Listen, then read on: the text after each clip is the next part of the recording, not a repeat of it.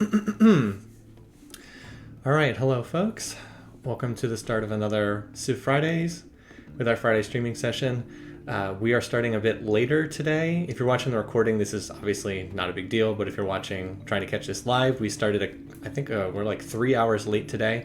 We had some more people working on our house today. Were helping us fix some issues with one of our ceilings. And I couldn't start streaming, obviously, until they were done their work. So starting a bit later, that means we won't have quite as much time today, but we're going to try to run for a good 2 hours or so, and we'll see how far we get. So let's go ahead and pick up. We're going to pick up where we were before. We were right at the BC 80 turnover.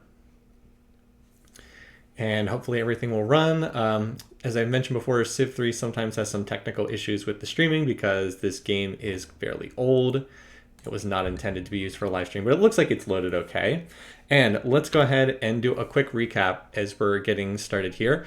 So in the last session, we learned how to, we pretty much had a very peaceful, stream is working, thank you Burninator. We had a very peaceful stream overall. I continued expanding, filled out the corner of the map down in this corner over here. We were able to finish up with that section and got everything except this one spot. The barbarians, we would have gotten this too, but the barbarians kind of got in the way. Also managed to finish exploring the rest of the world, so it looks like the world is pretty much like a big donut with the hole in the middle here. A little bit lopsided, but you get the idea. And we've met everybody. We know there's a couple offshore islands. Like there's an offshore island over here, and the Aztecs have some cities on an offshore island. The Aztecs are almost dead at this point. They seem to be not very popular. With the other civs, and we were gearing up at the moment for a war with Germany, building up some units towards that.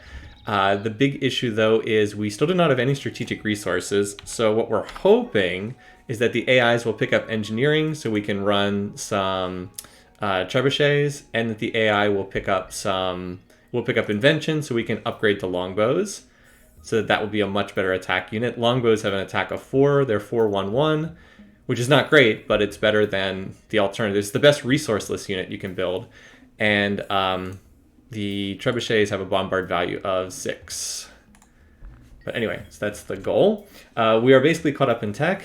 Welcome Differential Form. I've heard that it's, I think it's Finnish Independence Day, if I'm remembering that correctly. So happy holidays to whoever might be celebrating them. And we're in Republic. That was the other big thing. We got into Republic government. So on we go. All right. So I am trying to bring some of my units over here. So how does bombardment work? So bombardment happens right on the map. It is not like Civ 4 where you just attack with siege units. You select bombard. You select a target. And then if the attack succeeds, you'll take a hit point off the target. And if you fail, then nothing happens. That's basically how it works. Also, yay, we finally managed to get this done. The mine on the hill, and that gets the capital to exactly 15 production per turn, which is fantastic because now it can do 2-turn javelin throwers, exactly 2 turns with no wasted production. So let's get up to we'll see how fast the AI moves to the tech tree. We'll just try to get like 15 or so javelin throwers, and that would probably be enough to launch the war. We also need to be aware of diplomacy, though. Germany is currently at war with the Aztecs. And the Aztecs are the only ones at war right now, after there were tons and tons of wars earlier.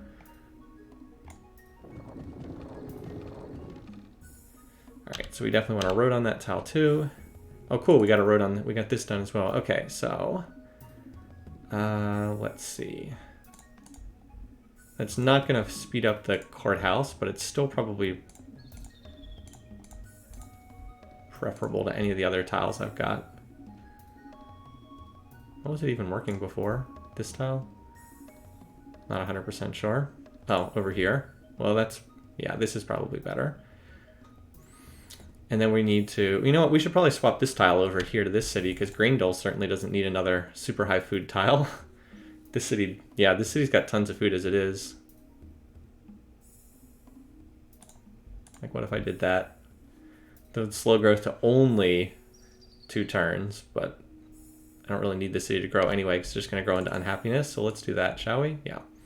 There we go. Now we can work all the good tiles and yeah, get some extra food here. Nice. All right. And that's even without a road on that tile too. So I need to improve this tile here.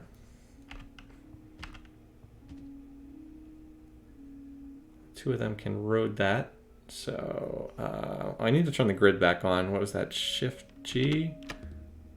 No, it was not Shift G. Shift H? No, that's home. I can't remember how to turn the grid back on. Oh well, it's hard to like know which tile is which without it. Control G. Thank you. Thank you, Pavonin and Burninator. Okay. So let's have these guys. Is this a desert tile? Yeah. Let's have you irrigate that. And then you can join these workers once they build the road. All right, you guys fortify there. The one silly thing is this city over here, Calcut Zone, doesn't have a barracks, so I wouldn't be able to upgrade units if they ended up over here. Also, this tile needs improvement. I need to shift units back here. I was keeping units, and I really want to get this up to 10 production. It's at 9 per turn right now, which is a kind of a bad amount. I guess I could do this. It cuts me down to 8 production, but it gives me a ridiculous amount of food. Like way more food than I could possibly want. So this is one place where I want to mine the plains tiles. You usually don't mine plains tiles, but this is one situation where that's justified. I will, and I have workers over here to mine this tile. Get a little bit more production. Okay. Now over here, does this city need food? It doesn't, I don't think it needs food. The only reason it looks like it's food low right now is because it's running an entertainer for lack of happiness, but that'll get fixed as we pick up more luxuries. Probably more important to get down here and start improving some of these tiles for this poor city. So why don't we do that? We can go here, and then that tile can be shared. All right. Kind of a quiet turn. Just gonna check real quick to see if any city looks like it's gonna be unhappy. I don't think so. Capital is good. The revolution of the grid. Yeah, we're going to revolt to a better grid. Oh, and I wanted to do a diplomacy check because I'm picking up this game after a week. All right. So America has chivalry. And that's it. Aztecs have nothing. Yeah. See if he can ever come up with some money to swing a deal. He's pretty much dead at this point, though. Engineering, chivalry. Oh, wait, engineering. Wait, wasn't that missing before? I don't think anyone had engineering last turn. And that would be nice, because then I could get these, I could stop building catapults and build trebuchets instead. I don't think anyone had that last turn. Alright, chivalry. Alright, so monopoly currently on engineering. Right now, these are the only guys who have engineering, so it'll be, yeah, they would want my entire treasury. So we don't want to do that right now. We'll see if we can pick up, we'll see if we can pick it up once it gets brokered around. Or see if we can swing a 2-for-1. But we definitely have to keep a close watch for the next turn or two to see if we can swing a deal. How about you do 2-turn javelin throwers instead? This is at exactly 10 per turn, so those catapults sound good. We're at 15 per turn here, so with 15 per turn, do those 2-turn javelin throwers. Because remember, there's no production overflow in Civ 3. So if you have 15 per turn, do something that costs 30 shields. If you have 10 per turn, do something like the catapult that's 10 shields per turn. So that's why I have these cities building what they're building. And I'm going to need to get a barracks in Calcut Zone because this is the city that's the logical place to upgrade units in. You can only upgrade units in a city that has a barracks.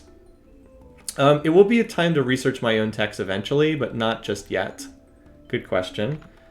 Let's put the catapult here for the moment.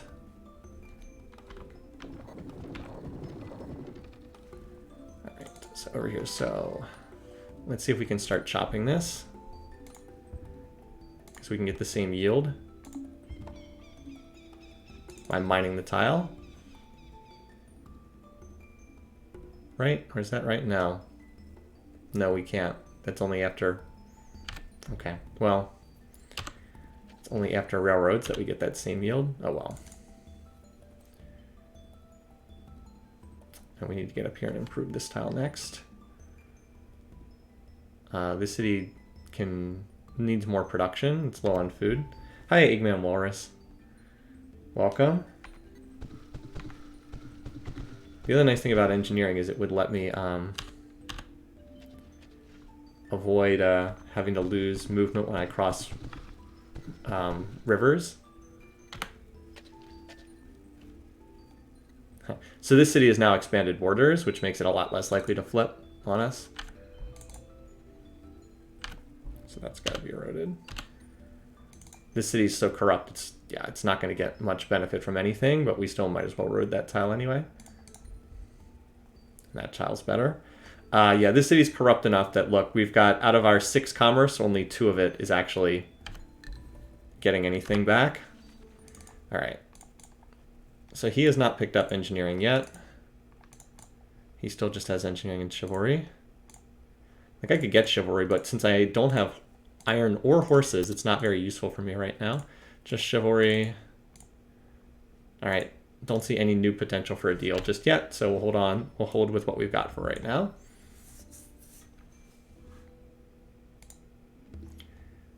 Aztecs and Germany have signed a peace treaty. Oh, what the? How did this city revolt again? I guess it grew a size. We can run a tax collector there, but I hate having that city go into revolt. Waste its turn of production. Oh well. It happens.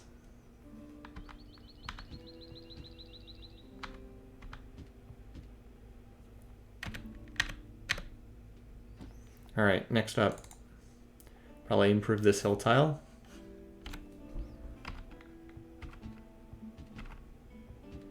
Does chivalry? No, chivalry. So Civ3 has optional techs. Anything that has a little symbol in the corner is an optional tech. You don't need it to get to the next era. Some optional techs advance forward, like printing press will take you to democracy, which is like this whole top part of the tree in the Middle Ages is optional. It's kind of weird. It's a lot of optional techs in the Middle Ages. But all the things that don't have that, you do in fact need to advance to the next era.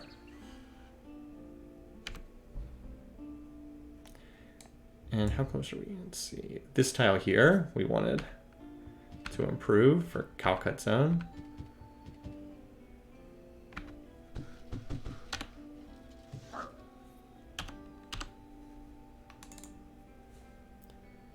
There we go.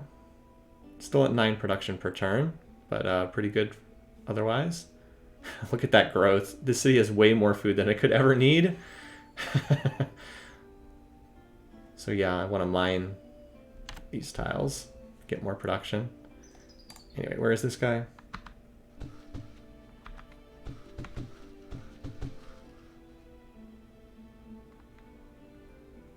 Why don't you help this person mine? We'll finish this mine and then get to some cities that are less corrupt. All right. So just Iroquois and Aztecs at war now. All right, still just checking to see if engineering's been picked up and brokered around, or if the Inca are still just gonna have a monopoly on it. So far, no one else seems to have it. Nope.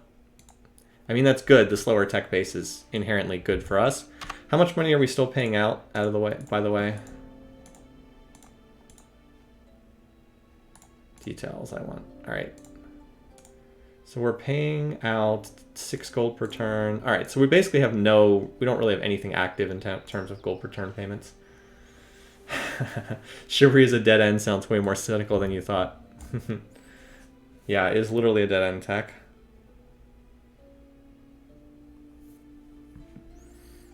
All right. Vertopolis is also about to be able to start cranking units here. All right.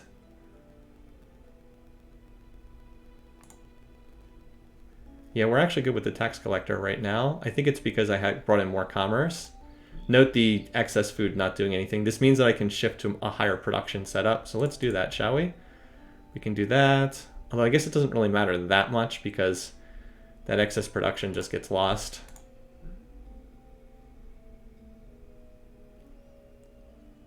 But I could maybe shift this tile over to another city. I don't know. No. Javelin thrower, that's what I want. All right, great. So we're at 13 production per turn. We should be able to get up to 15 per turn here, I think, with the courthouse.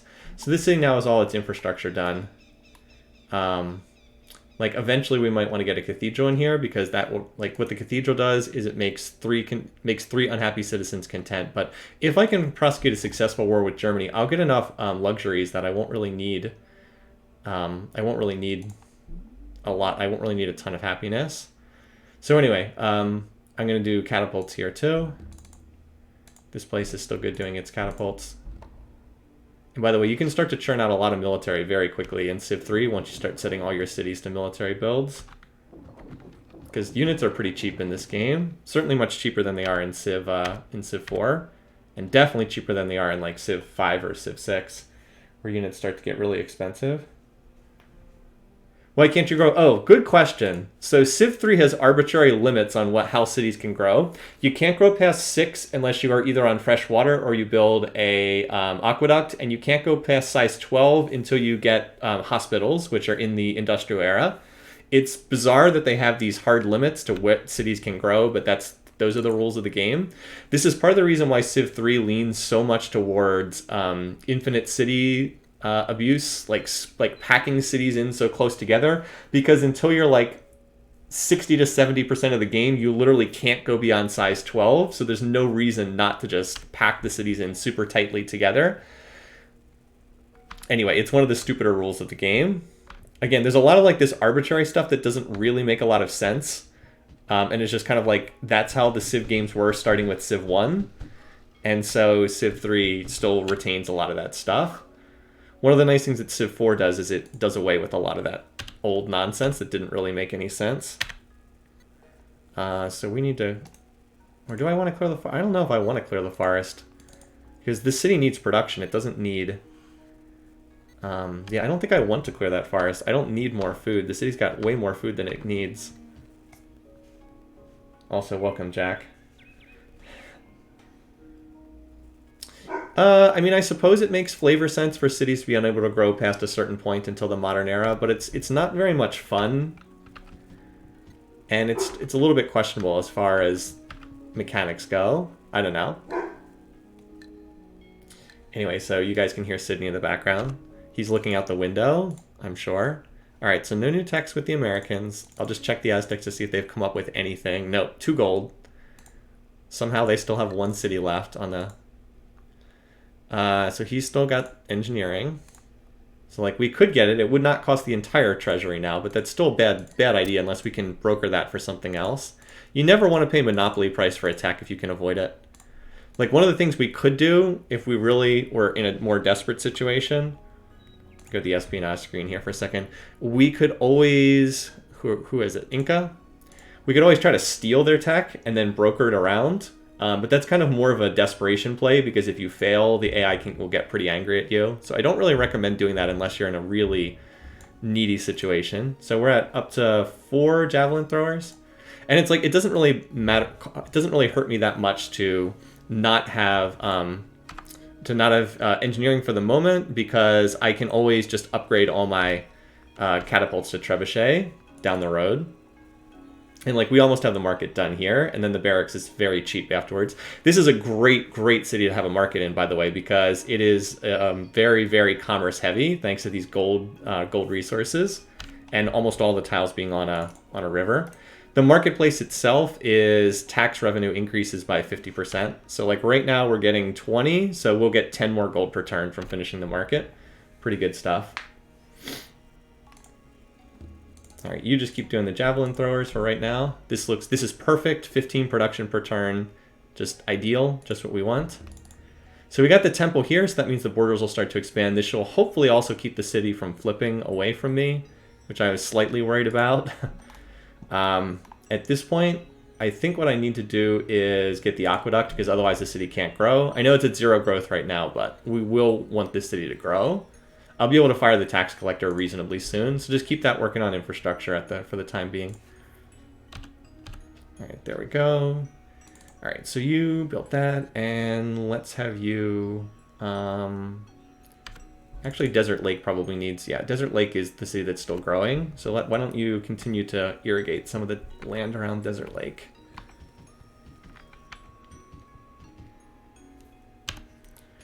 All right, that should... Oh, interesting. Oh, Incas must have whipped something because they're down to size 1. There we go. That's better, I think. Happy, yeah. That's probably even better because I get that commerce. Very corrupt city, so not pulling in a whole lot regardless. All right, happy laborers there. How's poverty point doing? Not great. Let's farm this tile for poverty point. There's a reason why we called it poverty point.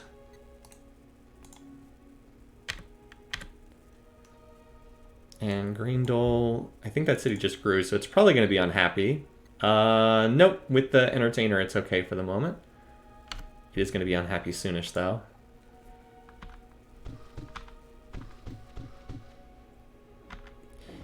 So one of the reasons why I try to avoid playing on the bigger maps in Civ 3, at least nowadays, is because there's a lot of micromanagement in this game, and it can get pretty tedious if you have just hundreds and hundreds of cities. By the way, look how long it takes to clear marsh. It takes freaking forever. I'll build the road first, just to open up a passageway through here. Oh, I already built the road here? I already built the road. Okay. This is the tile I actually want anyway. There we go. I'm building the road first because it's cheaper. Yeah, look at all that commerce. I do have a fur not connected. I suppose I could connect the fur. That's the next tile I'm going to improve after this hill tile. So yes, I could look to trade it for something.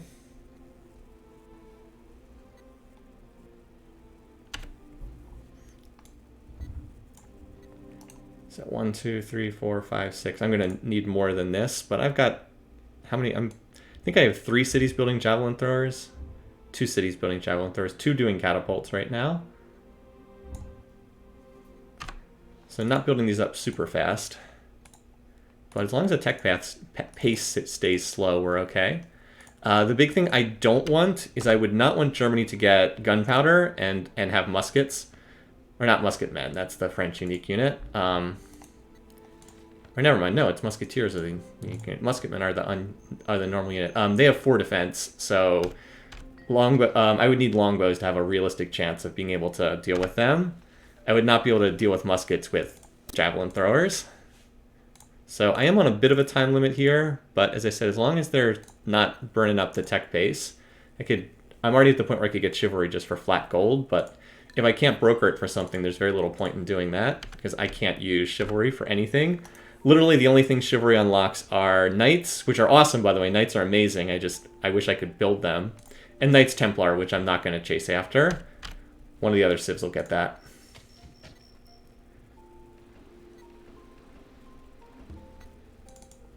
Always wants me to do Sun Tzu's Art of War. All right, let's get that barracks in here. I need just 1 more production per turn, so I can get up to 10. It's got to be something I can do here to shift that around. Maybe I can shift this tile over. Let's see if I can do that. This city only needs 1 more production as well, because it's at 14 per turn. Can I get this up to 1 more somehow? What if I did this? There we go. That'll work. Obviously, it lowers food, but this city's close to size 12 anyway. So there we go. Now we can do javelin throwers. 2 turns. 2 turn builds. When was this game out? So this game came out in the fall of 2001. I remember it very well. It was my sophomore year in college. This game came out, and I played the living daylights out of Civ 3. Loved this game. Let's see if I can get across the river this turn. Then we're going to do a big tile swapping binge.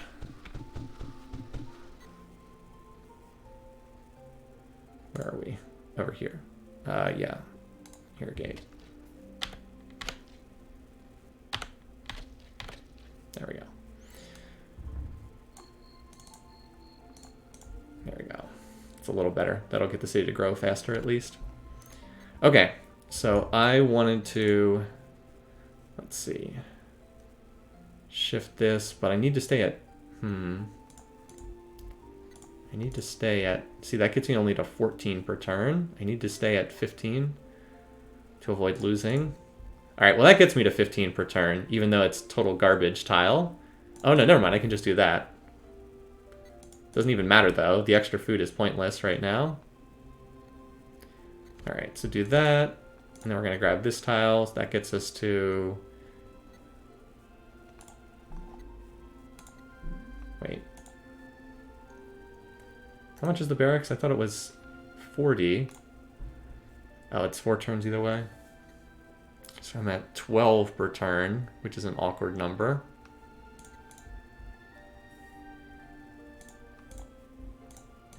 All right, so maybe I don't need to switch this over from the capital because it's not actually going to speed up the barracks. All right, so stay on that tile. But this, let's take one of these forest tiles from the capital here. Oh, never mind. I already got it up to 15 per turn. Never mind. So yeah, you can see all this kind of like tedious tile swapping to avoid production getting wasted due to rounding. It's kind of silly, but it's quite important because big difference between building something every 2 turns and building it every 3 turns, right? Oops, I didn't realize I was going to be switching to another unit there, but it worked out. No real harm there. Picked the wrong tile in the capital for commerce. Yeah, that's better for commerce purposes.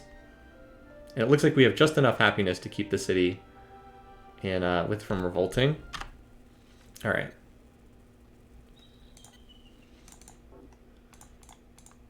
Up. So here we go. So now all of a sudden the AI discovered techs and brokered them. Do you notice how now all of a sudden the AI... Now everyone has engineering, chivalry, printing press, education after not having anything for ages. All right, but here's the brokerage opportunity. Germany only has chivalry and education. Aha, engineering, chivalry, printing press. All right, so there's definite opportunity for a deal here. So let's see. So printing press is an optional tech we don't have to get. The big one we need is education, which I believe Abe is the only one who has. So here we're going to do the big brokerage. So this should be very expensive. Actually, no, it's not. So what's the monopoly tech here then? All right, well, let's see. So he has all 4 techs: engineering, chivalry, printing press, education. Hiawatha, engineering, chivalry, printing. So it's engineering, chivalry, printing press. So education is the monopoly tech here. Okay, so education is what we want to get. So we pick up that. Chivalry, education. And then we trade it for engineering with Hiawatha, which is greatly discounted. And then we trade them both to Germany for education. Yeah. I don't suppose the Aztecs have picked up anything. No, of course not. Okay.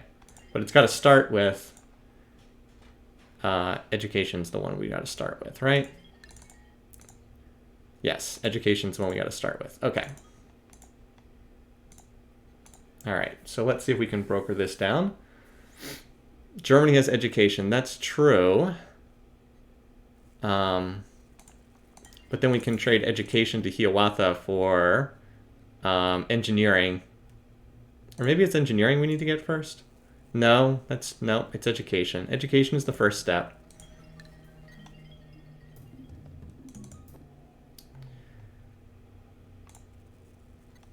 All right, so let's get what we can. This is the most, you always start with the most expensive tech.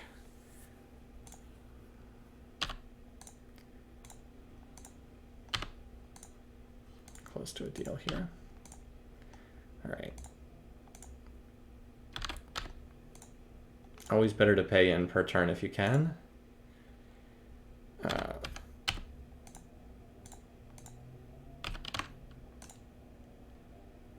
Printing press and engineering for chivalry and education. All right, you guys. Well, the whole idea is I deal with America first, then I go and take the one big, but no, I have to start with, no, you guys are confusing me. Trust me. I have played hundreds upon hundreds upon hundreds of hours of this game. I know what I'm doing here. engineering. Well, we're going to have to trade. Oh, I see what you're saying.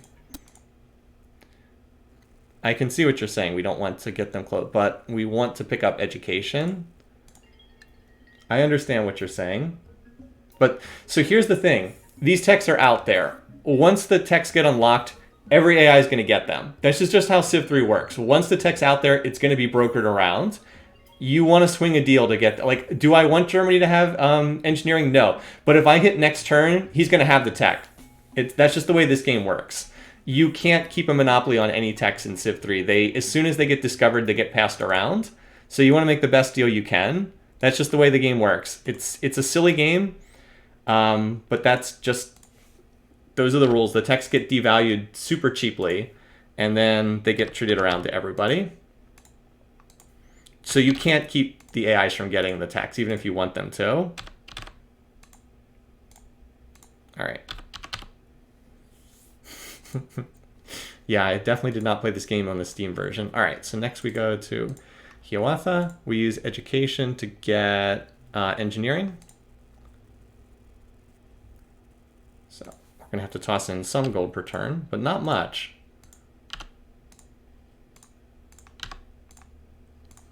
We will pretty much trade these straight up.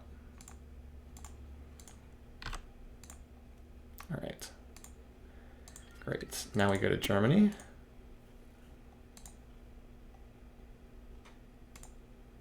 Incense. He won't trade it for chivalry? Interesting.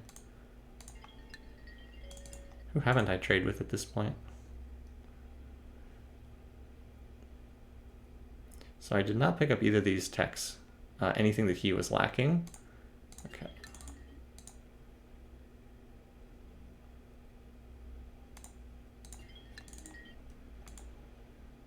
So I'm missing chivalry and printing press, but they are optional techs. Still, I should get something for them.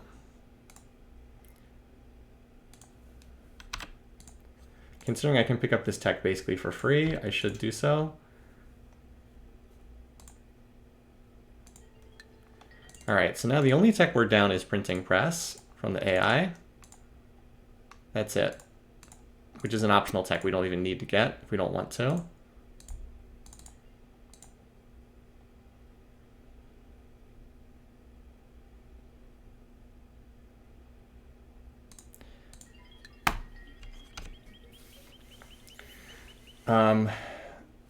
I have no plans to go into democracy.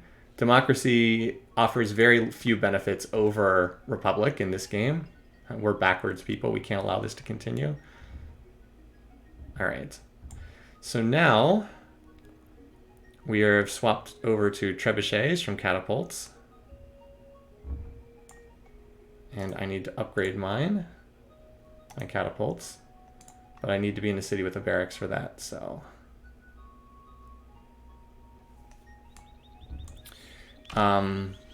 That said, I think I made a mistake here.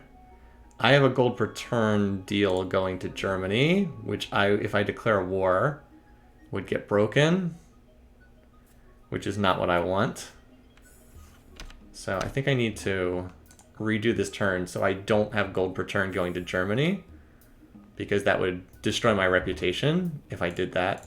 So I should have thought of that. Let me just redo this turn, 130 AD, and just do the exact same thing, except not trade gold per turn to Germany to avoid that. Do the trades first. All right, so again, same thing. We'll just set it up so we don't have gold per turn going to Germany. There we go.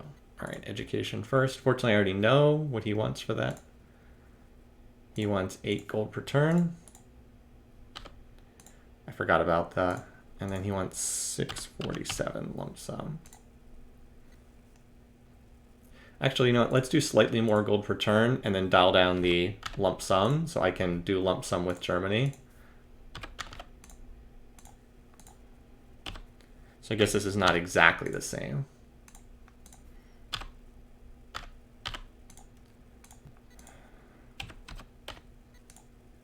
Close to a deal.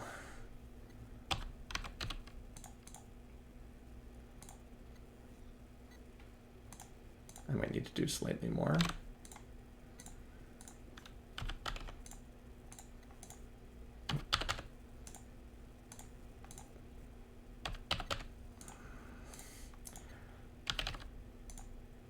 geez, okay.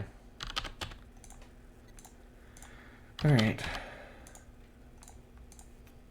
The fun of haggling with the AI. Oh my god, it was 575. All right. Now to Hiawatha for, what did we get from him before? For chivalry? Or no, we did engineering with him. All right, per turn. What was it, like 1 gold per turn?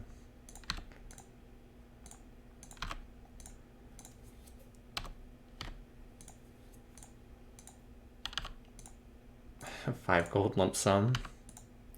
Actually getting a slightly better deal here. All right, there we go. Now Germany. Engineering for chivalry. All right, lump sum. There should be enough here that we can just do lump sum. There we go. All right, so that way we don't have to do per turn with Germany, which would destroy our reputation. All right, there we go.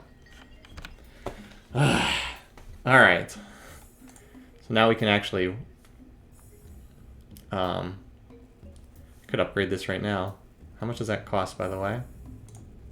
30 gold. That's pretty cheap. All right, so how many total cats do we have? Just out of curiosity. Military advisor. Which one is military? Here we go. We have 5. Okay, that's easy to upgrade them all. I might as well do it right here.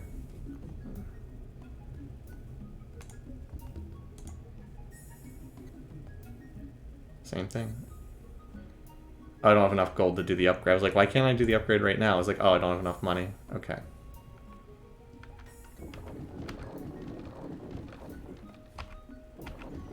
Upgrade these next turn.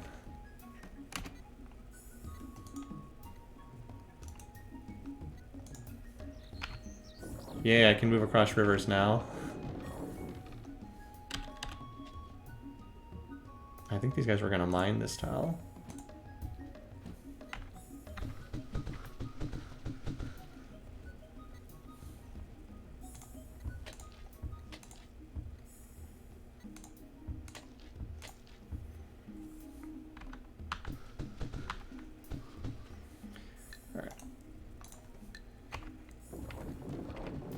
And this will also let us keep an eye out for invention. But anyway, so we picked up, we got a 3 for 1 there. Hi, Sleeping Dragon. How many turns of research invention? Good question. Just out of curiosity. 9 turns. So actually my research is not that bad, and I don't have any libraries yet. So yeah, that could be better. So I did get this to 15 per turn. Capitals. 17 per turn. It doesn't need the 17, so we might as well stick at 15 and run higher commerce, excuse me. Yeah, so that's looking pretty good. How many do these we have? 1, 2, 3, 4, 5, 6. 6 of these, 7 more javelin throwers coming out. If we can get up to like 10, we'll be in pretty good shape, because remember, we'll trigger a golden age as soon as we win a battle with these guys. Oh, you know what? The other thing, I could always... Sydney. Let me go check on him. I'll be right back. Sid. Hey. Hey. Hey. Buddy. Hey. Sydney. Enough. Hey. Enough.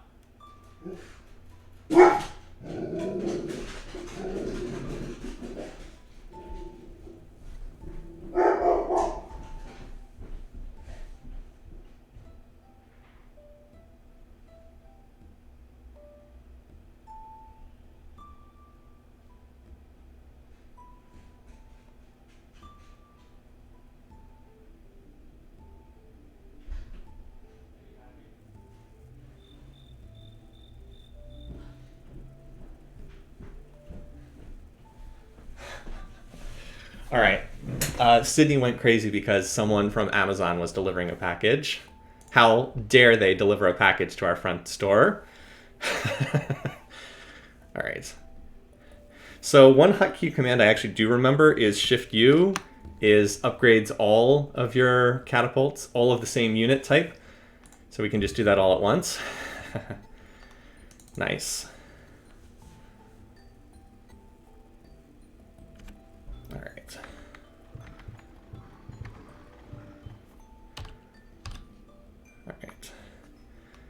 So at that, let's do this. Gets me another production, but that production doesn't do anything, so I guess we'll stay on the higher commerce yield for right now. Because going up from 10 production per turn to 11 per turn literally does nothing right there. Alright, this looks pretty good, although... Nope, that leaves me at 14 per turn, so that's no good. I will be able to swap here and then switch this over to Calcut Zone, but I need this mine to finish first. Although I can probably finish the mine this turn if these workers come help out. There we go. Yeah, there we go. Still at 15 per turn. Perfect. Alright, so now we can swap this over to here. Get a little bit better production here. And now we need to mine this tile. Still stuck at 12 per turn, which is a little bit awkward, but I think we can get that up. We can probably get this up to 15 per turn as if the city continues growing. It depends partly on what's under these marsh tiles. We'll see. So it's a little bit more of a long-term project, but we're working at it. We do need to mine this tile, though.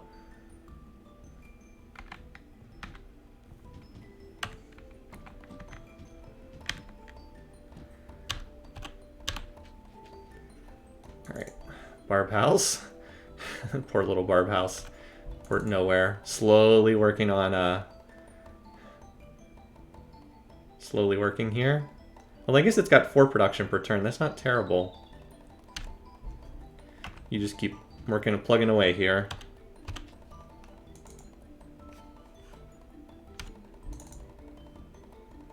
So this city did manage to get up to 2 production per turn.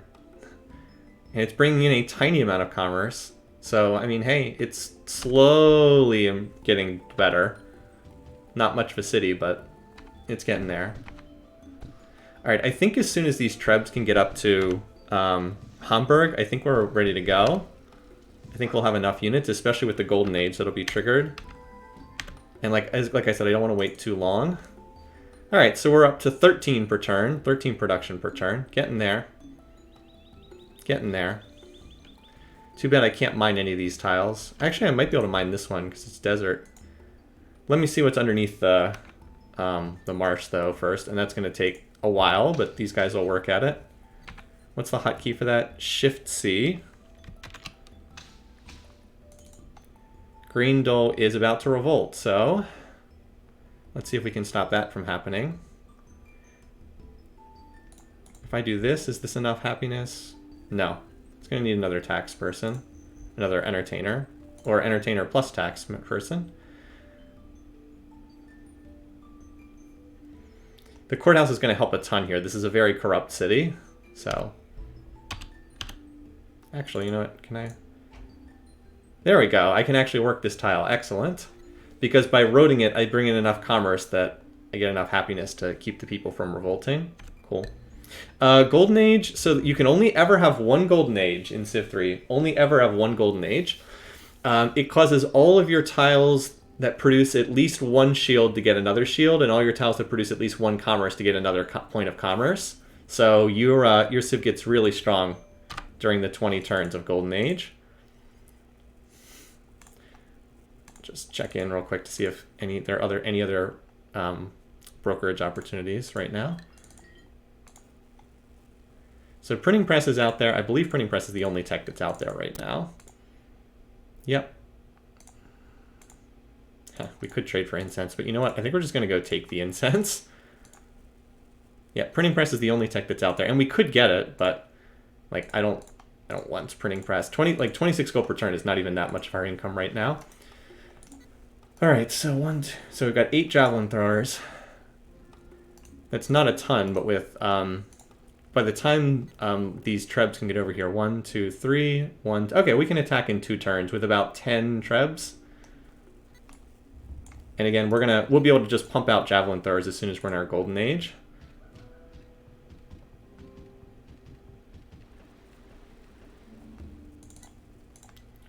Again, I'm producing like.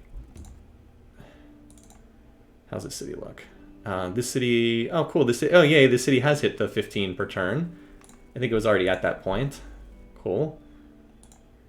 Oh, wait, I thought I literally just checked this city. How did it revolt? Did I just miscount? Maybe I just miscounted. Oh, wow. I must have just miscounted. Oh, someone's building Leo's workshop, so someone has invention. The Incas. Let's see if it's a monopoly tech. So we want that really badly, because that would let me upgrade these units to... that would let me upgrade them to longbows, which would be a much, much better unit. Also, I can totally screw this guy by putting a unit here, so he can't walk onto that tile. Let me move my units, and then we'll see if we can make a deal. See if anyone other than the Inca have that. It might be a monopoly tech. Although this could be a situation where it's actually worthwhile to pay for a monopoly tech, because I could broker it into... Does anyone have money? Like, I could get some gold back. Well, I wouldn't trade it to Germany.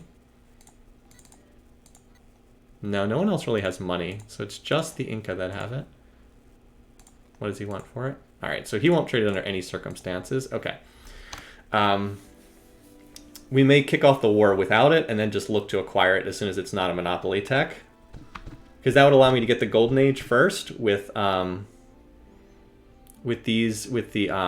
javelin throwers, and then as soon as that's over, actually, you know what? Let's completely block these guys. There we go.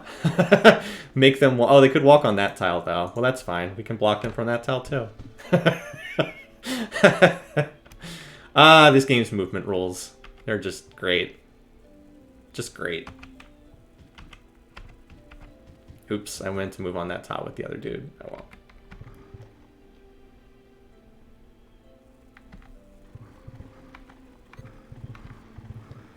Wait, did I move these guys on different tiles? Yep. Should have just moved east. Oh well.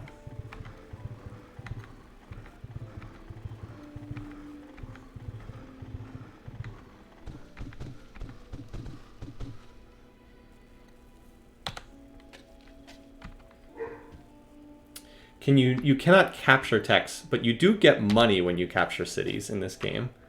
But you can't capture techs. Good question.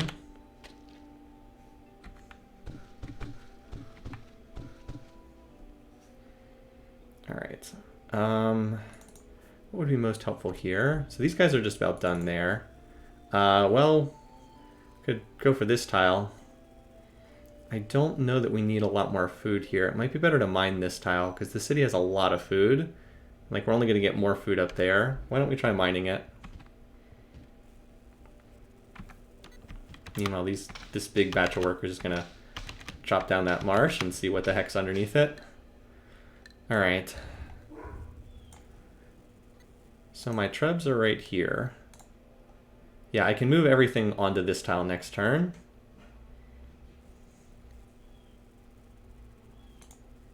Yep. Just be aware of the random archers in my territory. I do want at least one city building trebs. This city's a good one to do it. I don't need to build as many because they ideally should not see combat and therefore won't die. Yay, got our borders to expand. All right, Sistine for America. That's a nice pickup for them. Would love to capture that someday. And then Germany's spears went puff and became pikes. Yeah, hopefully not. That's why we don't. That's why this is the time to move right now. In fact, this is the turn we should do it right now. Let's just see if there's any deal stuff we can do. We literally have no money and no cities. They just have their capital, which is apparently over here. So they got kicked off the island. No, still just printing press. Invention. No invention there either.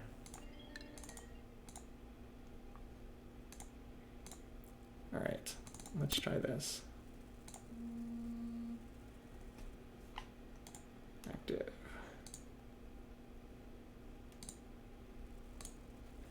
I think we just literally declare war. I don't think there's anything. Yeah. Well, I couldn't ask him to leave or declare war because we had a rite of passage, which is what you normally would do. So I've never. So those of you who are like have long followed my stuff on both written and streaming know that I just don't like mods. I know that there's a ton of Civ3 mods, but it doesn't interest me. So since we can't ask him to leave or declare war, we're going to go ahead and declare war. So the one thing we have to be aware of is it's very easy for other civs to dogpile once a war chain starts. The Iroquois are already at war, so that's not too likely to happen. But we might want to get someone else in this war with us, just so that we don't have to worry about being attacked. And America in particular would be nice. Like, he'll do this relative... Well, actually, that's not that cheaply. What about the Inca? They're often willing to declare war for very little. All right, well, actually, they both want a lot. Like, more than I would expect. Maybe I can hook up these furs and see. We already built a road there. Maybe I can trade one of them furs and see if that'll do anything. All right, so we're at war with Germany. Just create a saved file here, just in case this goes horribly wrong, but I don't think it will, and I'm not generally inclined to reload anyway. All right, so here's an example. So this one treb is kind of not with the rest of the group, so let me show what the trebuchets do. So let's move down here, and we're going to bombard the archer. So we hit him, deal a point of damage, and I should have a javelin thrower here. Can I reach that dude this turn? No. All right. I don't want to have this guy attack, because if he were to get one of those ridiculous lucky streaks, he would actually capture my city. So let's attack with this guy. All right, so we should win this, because we have... Again, we should win this. Okay, thank you. Because it was 2 attack against 1 defense, and I had 4 hit points. It was literally 4 hit points on my guy against 2 hit points on his guy. So the odds were heavily, heavily, heavily in my favor, but Civ3 is known for being streaky. So yeah, fortunately it worked. Also, yes, I'm aware of the workers are in danger, but I've got trebs and javelin throwers here, so I think I can kill these dudes. Let's see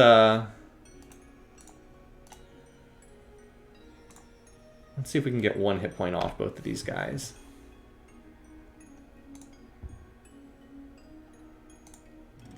I definitely shouldn't have moved to that tile either, because now it'll take longer to reach the city. All right, there we go.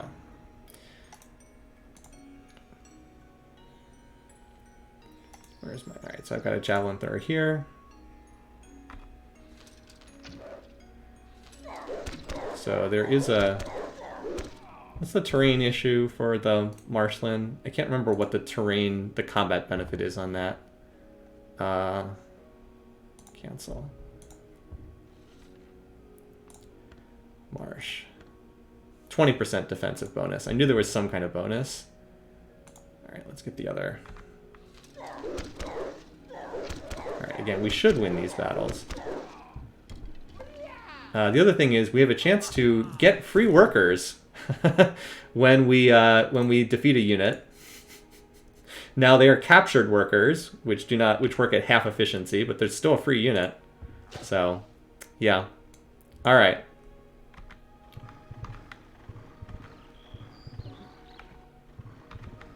All right, so we're gonna move the rest of these units up. So we managed to successfully kill those guys. Let's go here. I'm gonna go through and micro my cities in a minute. I was gonna mine this tile, I remember. Take advantage of the extra production in commerce.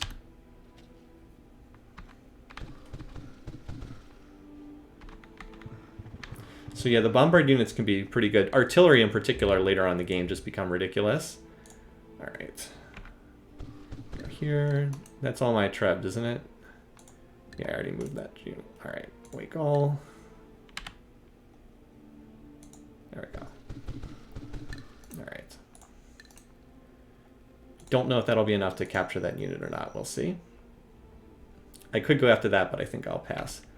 This guy's mostly here just to provide vision right now. So we did clear our...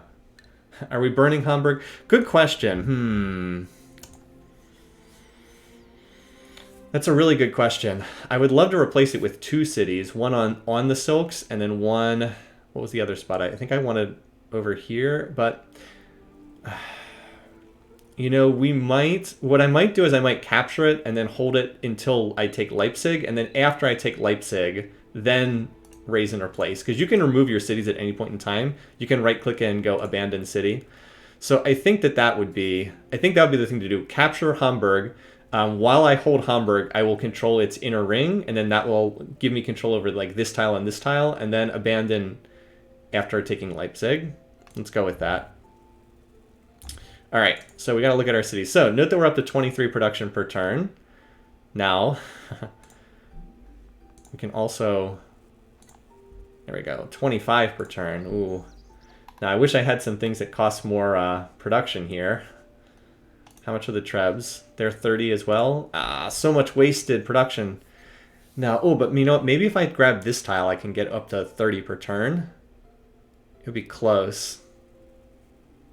I would love to get this to 30 per turn for 1 turn units. Or maybe I could even get longbows in play. Let's see if we can broker for invention.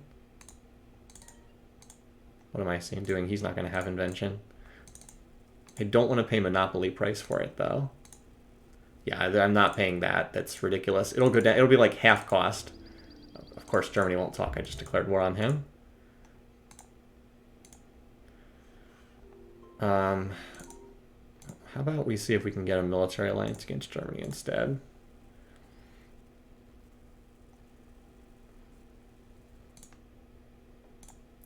I'd actually rather pay in per turn, because that way if he weasels out and makes peace, then he doesn't have to, then I don't have to pay the rest of it. Like for 20 gold per turn, that's a pretty trivial price to pay to ensure that America is not going to come crashing down on me on the north side.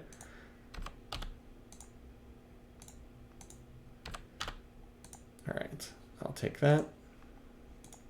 Yeah, they are very willing to declare war, and this might trigger off a huge round of wars. This does mean it's quite possible that the AI will capture some of these cities, but like I said, I'd still rather have that safety than have to worry about defending this lengthy frontier up here. Anyway, so I was going to see if I could swap off this tile here and just see if I could get anything from it. 29. Oh, just need one more. I can do this. I can grab this tile from one of these other cities and get to 30. Poor Desert Lake's going to suffer, but you got to bite one for the team, Desert Lake.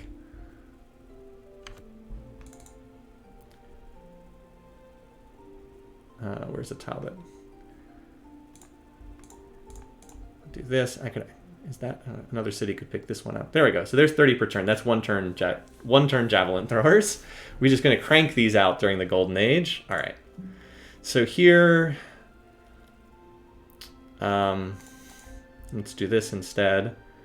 This city has way more food than it needs, but that's fine. This gets it to 17 per turn, so that's 2 turn. 1 wasted shield. Yeah, but whatever. That's fine. I'm aware that there's 1 wasted. All right, Edgewater. So now I can put down, I can fire, because I've got more commerce, I can fire that entertainer. So we're going to finish the market. That looks, I think that's about as good as I can do right now. So what are we at here? We're at 23 per turn. Ooh, I wonder if there's any way I can get this to 30 per turn as well. I might be able to, if I work some of these plains tiles. No, it doesn't. Probably, maybe not. Too much corruption. Alright, so we'll just have to run with this for the time being. I wonder if this would be a moment to squeeze out infrastructure. No, we need those javelin throwers, even though this is very wasteful. Hopefully I can get invention and use this to build longbows, because I think longbows are 40 production, if I remember correctly. And then I'd be building them at a fairly efficient rate. Where are they?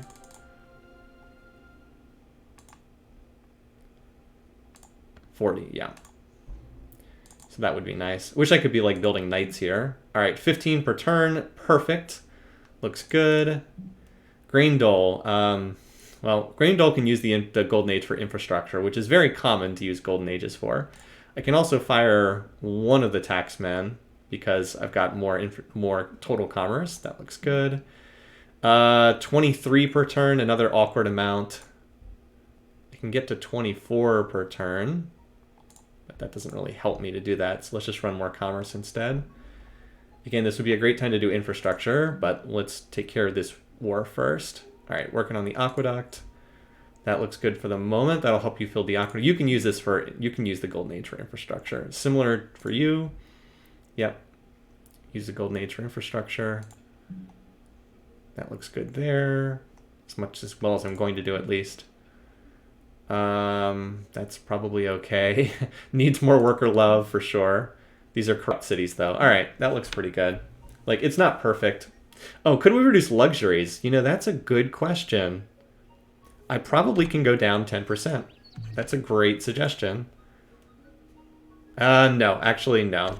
I'd have to create tax people at too many, or entertainers at too many cities. Jeez, I want 30%. Those buttons are too small. All right, let me just, yeah, it was a good suggestion, but I think I don't have quite enough. Let's reevaluate once we capture some German luxuries. All right. All right, looking good. Hopefully we can take Hamburg. If we can, then I'll queue up a settler, maybe even a grain dole because it has so much food, and get prepared to replace Hamburg. All right, let's see what Germany does in response. Keep doing those one-turn javelin throwers. All right, good. This gives us a place to upgrade. You should do a courthouse because that's definitely going to be needed. Marketplace is much appreciated here. Courthouse next. Or no, aqueduct next so the city can grow because it's capped out. It can't grow any further.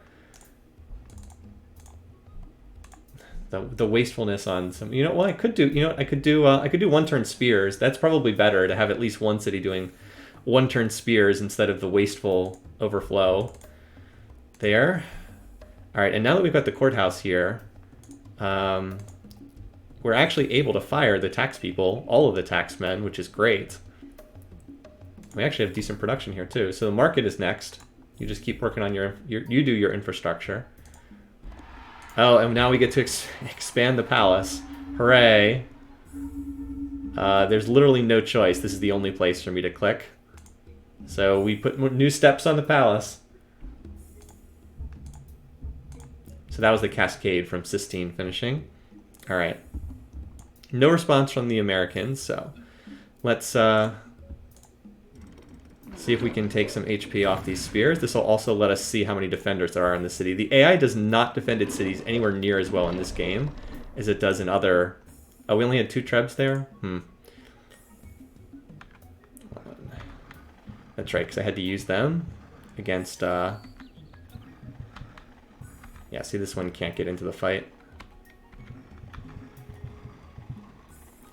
I wish I knew how many defenders were in that city.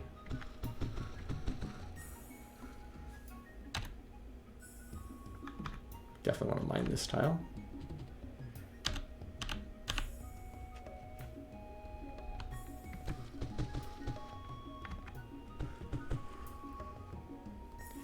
I think we're irrigating this tile. So how many do I actually have here? 1, 2, 3, 4, 5, 6, 7, 8. I have 8 units. That's probably enough. Probably. Again, I don't know exactly how many are in there. All right, you need to go into the city with the barracks and heal there because you're at 1 HP. All right. There we go. All right, yeah, see, look, this city is actually up to 4 production per turn. Not too bad. Let's split one of these workers over to go help the other worker down there in the corner. And then you can continue to sit in the area, improving tiles.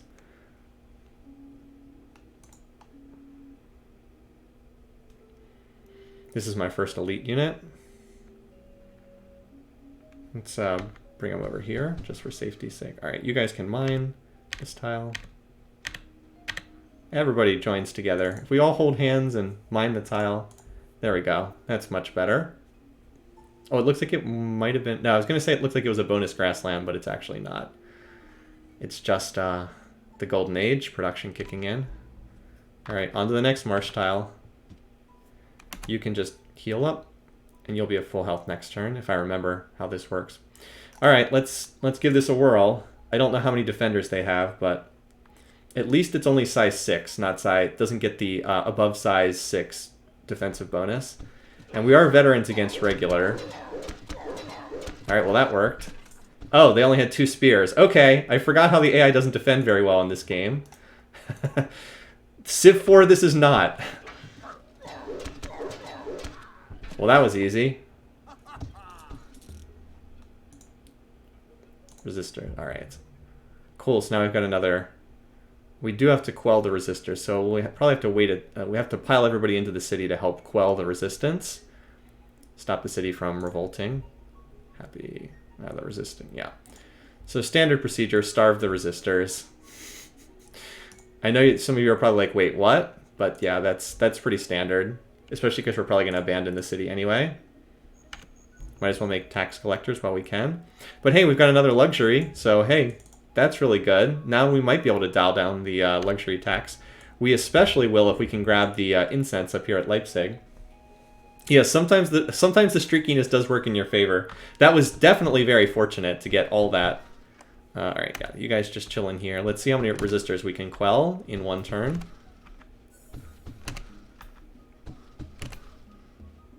You come join up with the other workers. And you can at least help quell resistors, if nothing else. Although you're going to take a turn or two to get over there. So that went really well. That was easy enough. Doesn't always go that easy. Let's see if we can dial down luxuries to 20% and just see if we can run with that. So the capital would be okay.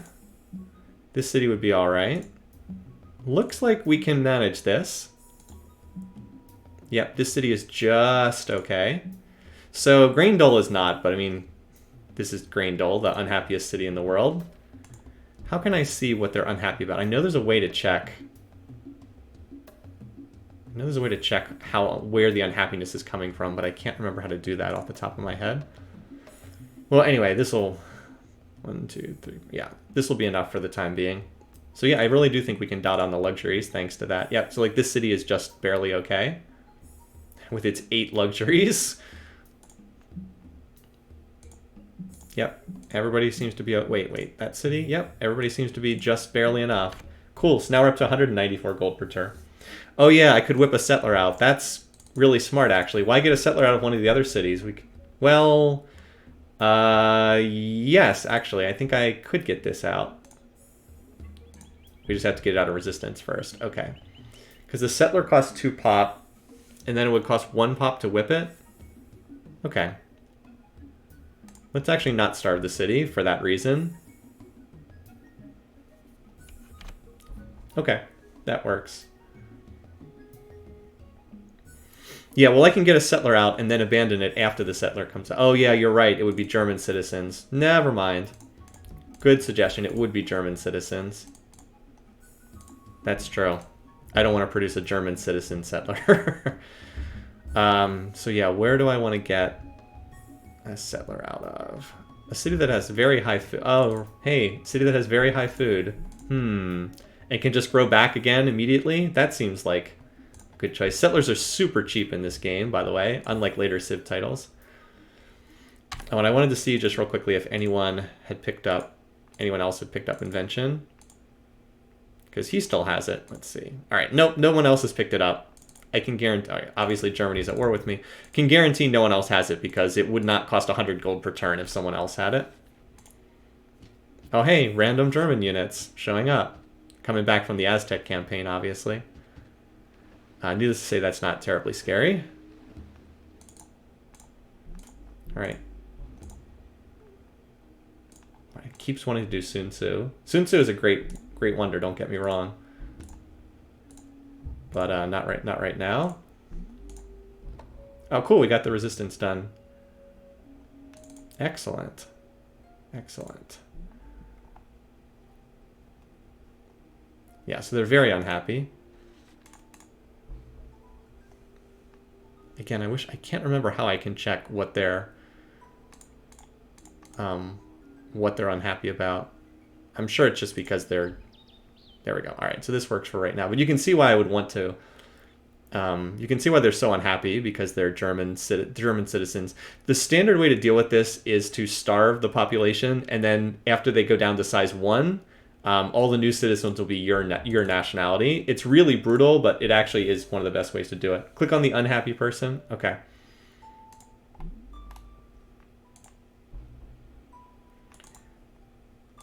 Oh, yeah.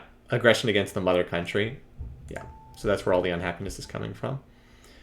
All right, well, with that in mind, we might as well, since we quelled the resistance, we might as well just hurry on to the next city right away. I don't see any reason not to. The only reason not to would be if we could pick up invention from someone and get longbows into play. But no, I don't think so. It would be cheaper if someone else had it, and they do not. I was right-clicking on the unhappy people. I needed to left-click on them. Anyway, all right, so we've got some random archers. I'm not going to attack them this turn. I'm going to wait for them to come down off of that hill tile where they actually do get a defensive bonus. And, like, I've got javelin throwers coming out of the capital, so they'll probably go into this tile, and then I'll just need to bushwhack them next turn. Should be pretty doable. They're not in range to attack a city, so I'm not very worried. And I've got a new vet spear that can come down here.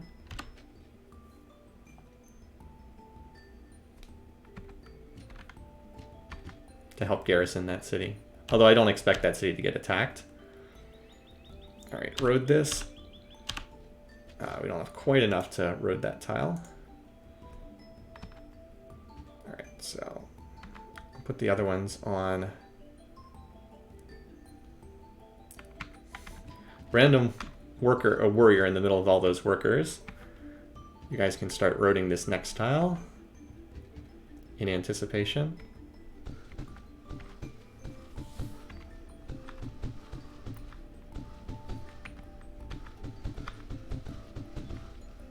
This guy will be full health next turn. If you spend 1 turn in a resting in a city with a barracks, you instantly go back to full health.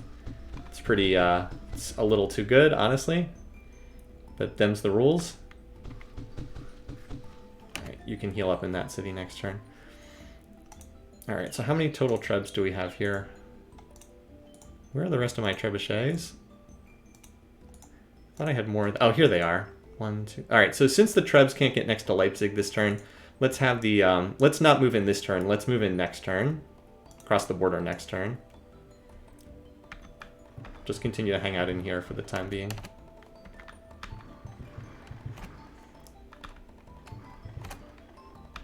Just because I can't get the full stack up there.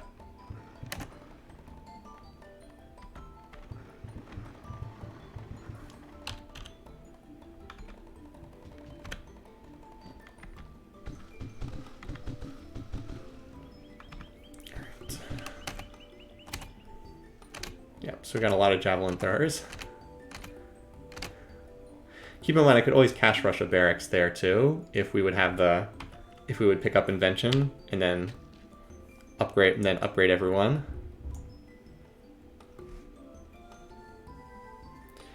A city revolt kill, it is true, a city revolt does kill all the units. However, having a ton of units in there makes it less likely for the city to flip. It also makes it less likely for the city to flip. And yes, the culture flip rules are terrible in this game. You can have a whole army wiped out. It is possible for that to happen. That is one situation where I would reload to avoid having an entire army wiped out by a culture flip. Oh, there's more units down here than I thought.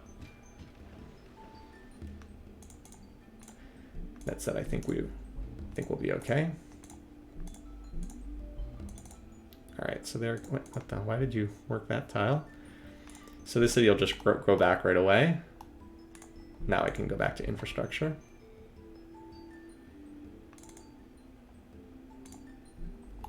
Yeah, I don't know what for you to build. I think we're just still trying to starve this city to get rid of the German citizens and make it less likely to revolt.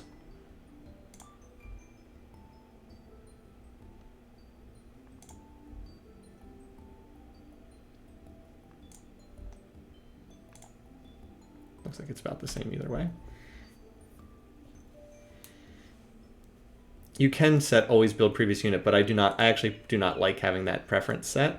I'm aware that you can do that, but I prefer not having that. All right. So let's try attacking from this tile. See what we can do against these guys.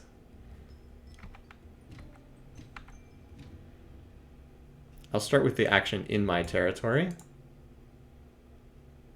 I could attack across the river, but I'd prefer not to. So there's one veteran archer, and the others are all regulars. Right. Let's try to kill these dudes first. Oh, he got the defensive bombardment. That's right, I forgot that archers do that if they're stacked. Well, so far we've been reasonably lucky. And keeping this guy, holding this guy for later in case I would want to attack with him across the river. So I should win most of these rounds of combat because it is a 2 against 1 advantage. Or 2 attack against 1 defense. But this is Civ 3, so I fully expect to lose some of these. It also helps that I have veteran against regulars.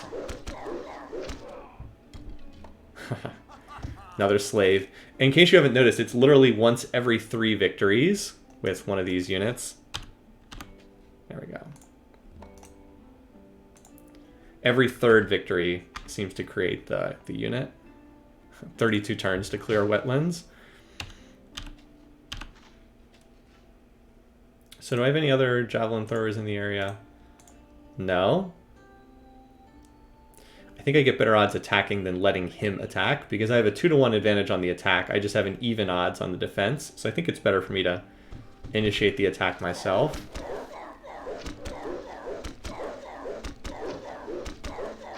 All right, cool. So I won all the rounds, which logic, I mean, like numerically I should have won those, but in Civ 3, I like always expect something disastrous to happen every time I initiate a round of combat, just because that's how Civ 3 is. Anyway, you guys can now come up here and help Deserted Hills, which is about to finish its aqueduct, and then we'll be able to grow again.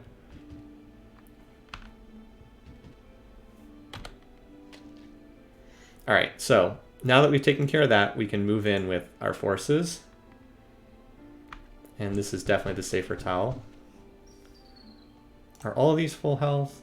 No, this one's not. That's fine, you heal, but that does mean I'm gonna have to move these one at a time. All right. There we go. Or I guess not. Moved everything except the guy who I fortified. Cool. All right. You guys join the party. I think that'll be enough to capture that city. I'll put the warrior in here too, just for safety. I don't think that he can attack because he has no horses. He doesn't have any mounted units to go 1, 2, 3, and then attack. So I'm not too concerned about that. Should have used that trebuchet for bombardment just because it wasn't able to get into the attack that turn.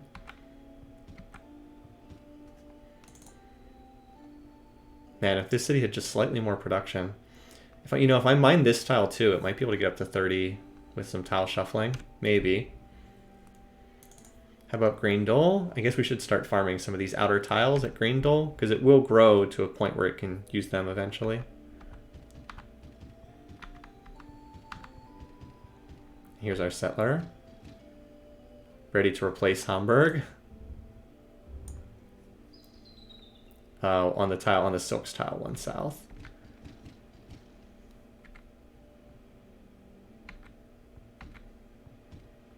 Oh, I should have just had them chop instead of move on to the other tile. Whoops. Oh well. All right, diplomacy time. See if there's anything.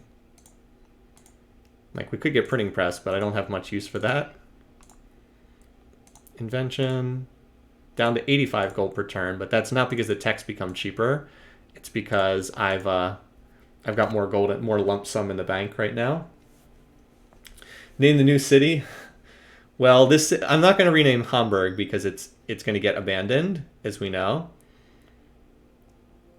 just waiting to capture this city so that I can retain control of these border tiles here. But yeah, steamed hams, I do like that. Marshy Mouth, steamed hams. I like steamed hams, but Marshy Mouth, let's hold on to that.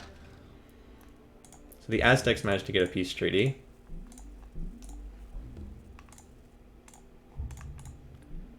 I think this is, I guess, a couple more spears for the time being. I would, oh jeez. How did the city become one unhappy? I should have known. Should have just done all tax collectors.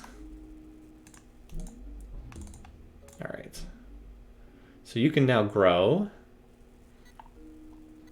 And the logical next thing is probably a courthouse just because of how corrupt this city is. All right. Let's do the action on the front lines first. Give me those trebs.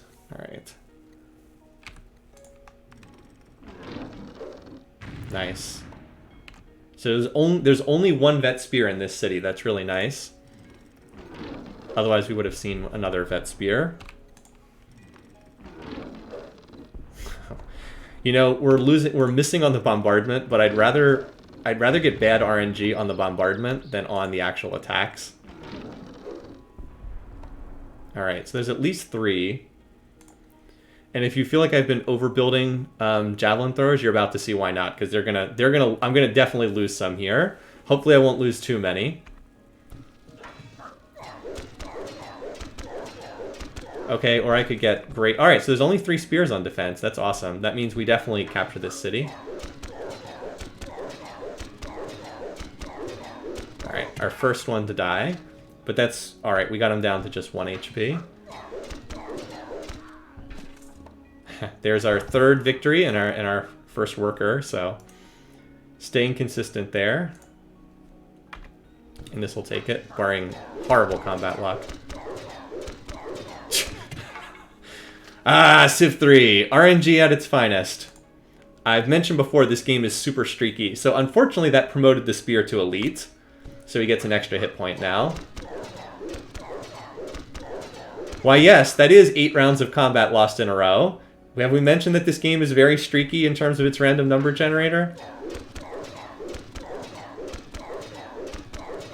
Are you kidding me? So that was 12 out of 13 rounds lost right there. 12 out of 13. This game's number generator is so streaky, it's ridiculous. Are you kidding me? What the heck is this? 16 out of 17 rounds lost. If I win one more round, I don't lose 3 units.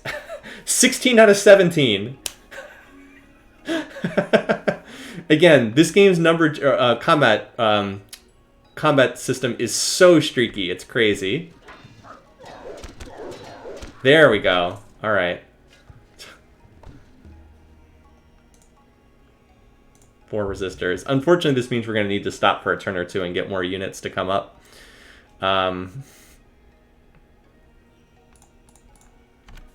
Unless we can, unless we can get,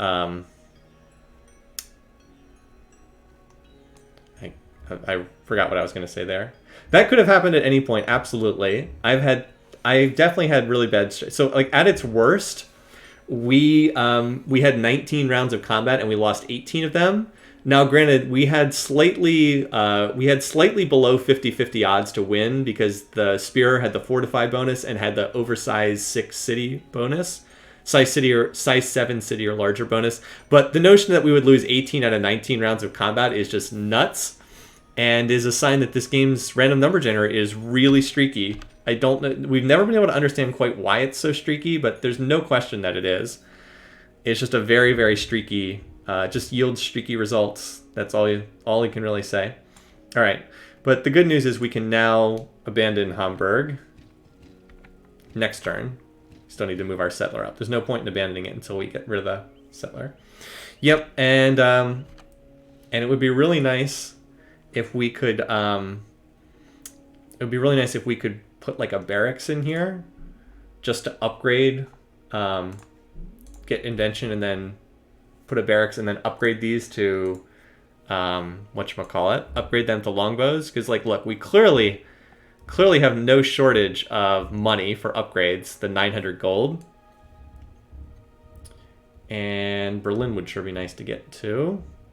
Because, like, you see, Munich's already been captured by America. That's no surprise there. But I wanted to keep America off my back. So we're going to have an even longer border now with America. Maybe someday we'll finally be able to get a strategic resource. Anyway, let's see if anyone's picked up invention. America hasn't. This would be the test here. Ooh, someone might, because he's down to just 59 gold per turn. Did he want to pick it up? Nope, I think it's just that the furs and the incense are worth a lot. Well, I'm going to continue holding out. I'm not going to pay that much. Don't pay for monopoly tax unless you have to. We're going to need a turn or two to heal up here anyway before we can move on. And we might actually keep... I think we keep Leipzig. We just starve it down and repopulate it. I think we keep this city because I like the location. Doesn't have any infrastructure, but... like, the triple incense is nice.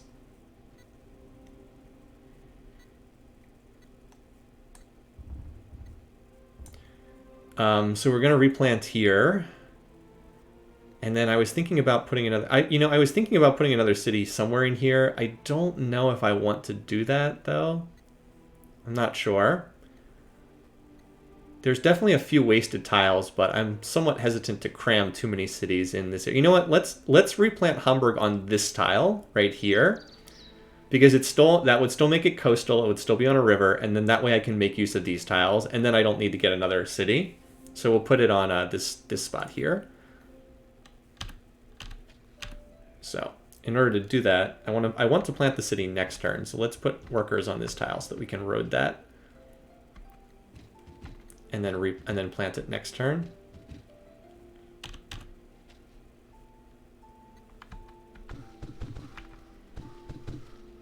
All right, you need to get into a city with a barracks. Actually, no, you can heal right there. Over 2 turn. No, I'd rather have you closer to the front lines, I think. You're only 1 hit point away, though, so.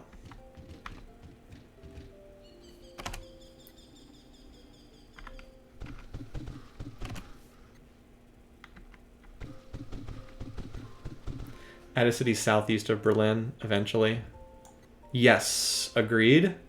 There's definitely room for a city over here. Probably on this tile right here. Yep, to work the water tiles. I completely agree with that. And one of these cities should probably build the Forbidden Palace. You know, Graindole might be a good Forbidden Palace spot, honestly. I think that might be even better, to use the Golden Age to build the Forbidden Palace and reduce all my corruption. Yeah, I think that would work pretty well. All right, so you could come over here and help at cities over here at Edgewater, which is in need of worker improvement. Barb House definitely should be working that tile. And the water is better than an unimproved grassland. Boy, these desert tiles are pretty good when you're agricultural and you're in a golden age. 2 food, 2 production, 3 commerce. Not too shabby. Look how terrible the production is. All right, we still have no war weariness yet. We would have seen it pop up. Actually, I should check the largest city, the capital, to see if I have any war weariness. All right, no war weariness yet. We haven't lost enough units for it to show up yet. That's nice.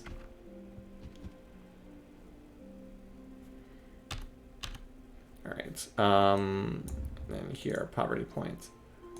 Should work that tile. Yep, these cities both look... I mean, they're barely getting anything, but they're slowly improving.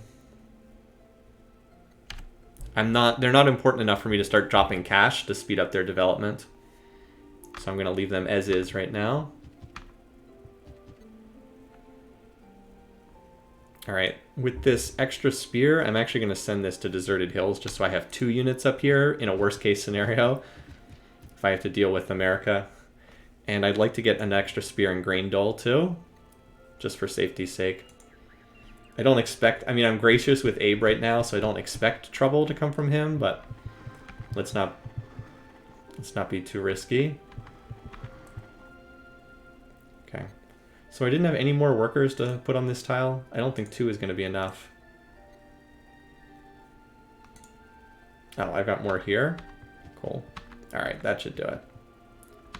I think that's enough, but just in case. All right, so we need to quell resistors in this city. So city will never flip the immediate turn that it's captured. That's something you don't have to worry about. I don't know where this guy's going to go. Come down here and help the other workers.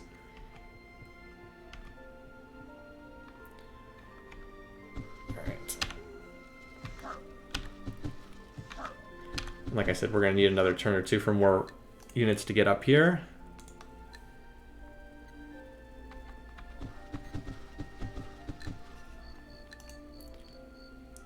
All right, good turn though. Good turn. Oh yeah, and in terms of happiness, this poor city here. There we go, that's better. But it's has an absurd amount of food it doesn't need right now. Look at all that extra food that's just getting wasted. And that you don't get extra food in a golden age. It's at 16 per turn, which is a good amount. So now note that now that we have silks, we get 2 happiness faces from the market. You get like a compounding effect the more luxuries you pull in. So that's quite nice. I don't think we can dial the luxury tax down to, I don't think we can go down to 10% yet, but if we can pick up if we could pick up those gems, we might be able to go down to 10%. That would be really nice.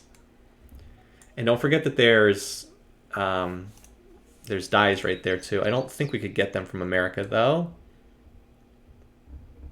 But the diamonds would certainly be nice.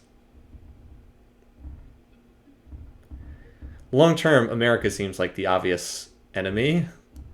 They have more luxuries we'd want. So like there's ivory, there's wines. There's silks, so there's 3 more luxuries. I think we would get every luxury in the game if we conquered them. Yeah, because the only ones we're missing, because like dyes, ivory, wines, and spices, that would get the other 4 luxuries I'm missing. Plus, they actually have freaking iron, which I have not had the entire game. It's 1 tile outside my borders. If we were to take New York, we would actually have iron. Yeah, I know that you could, if you settle close enough, like if we stuck a city here, we would be able to claim the dyes, but America would be really angry if I did that, and I would rather not. Or like I could put a city on this tile. That is a legal city spot in Civ 3, and it would claim the iron, but let's see if we can not do that. All right, so now the Incas have pulled in. This is very common. The AIs will start dogpiling whoever is weak. Oh, he's willing to trade. Let's see if he's... So he wants to trade wines for...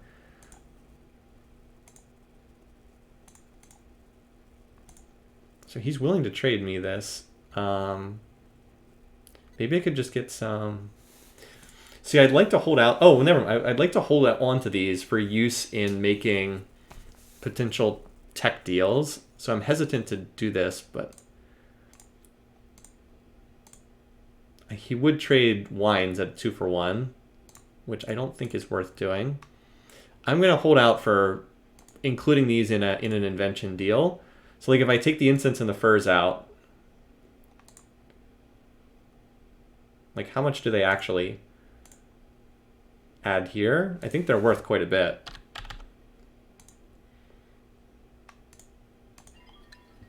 Oh, here comes his ancient cav. His much better units that he's running. We didn't manage to kill all the resistors. There's still 1 left.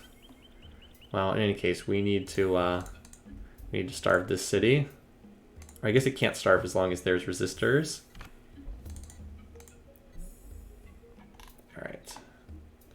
So that's probably enough spears for the moment. As long as I'm working on this, I'm going to need to keep popping out those javelin throwers. Oh, that wasn't enough to build the road? Are you kidding me? That wasn't enough to build that road? I thought for sure 1, 2, 3, 4. I thought 4...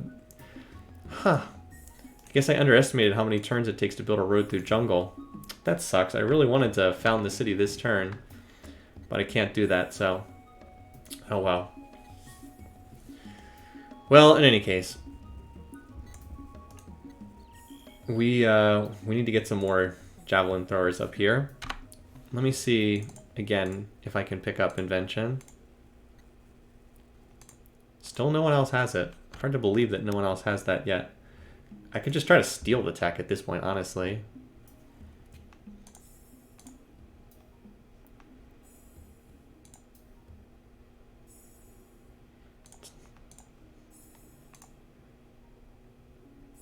Could go for it. Got the money for it. Would I be able to then broker it, though, to anyone else? Yeah, I could broker it for printing press. Potentially. But with the Americans. We still don't have a trade route with the Americans somehow. Couldn't really get any gold, though. Still probably not worth it.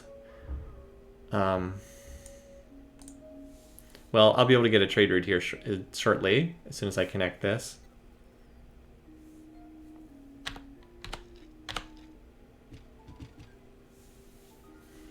Birmingham is a name. We'll get Birmingham in at some point. I just would really love to upgrade these. And it's like, I don't have unlimited time.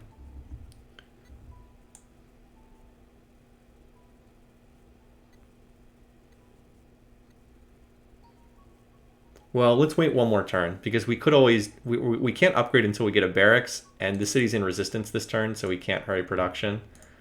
So it'll come out of resistance next turn. We can rush the barracks, potentially. I'm going to use this guy to help quell resistors, and then we can go for the upgrade after that. Alright, well, let's go back to cutting. Chopping down jungle, or marsh, or whatever this is.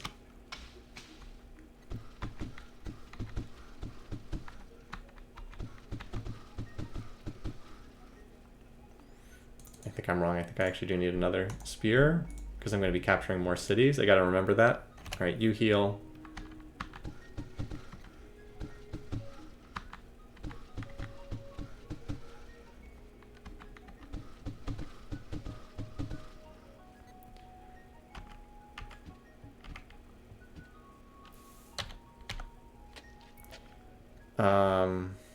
Now we got a tile here that is in our borders. Hey there, little guys off on the coast.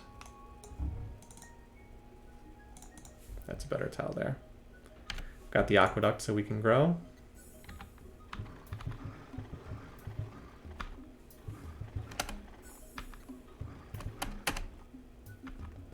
I don't know if bombard units quell resistors or not. I'm honestly not sure.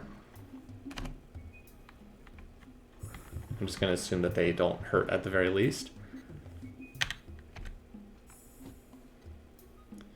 Alright, so I was going to send to Grain Dole. That's right. Give me another defender there.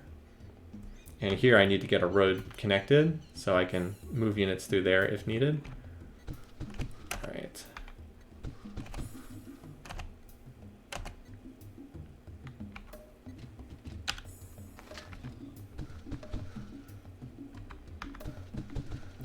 This is also so much easier with mounted units because they're so much faster. It really sucks that I'm literally using glorified archers to make this attack, but hey, it's working. Berlin would be big. I really need to get a unit in, like, just a unit over here just for vision purposes.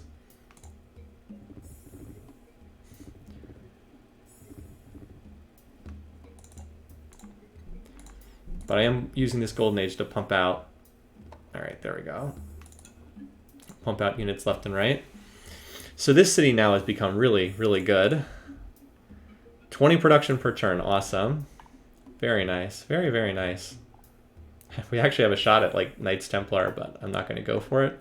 I'm going to continue trying to use this golden age to push this war.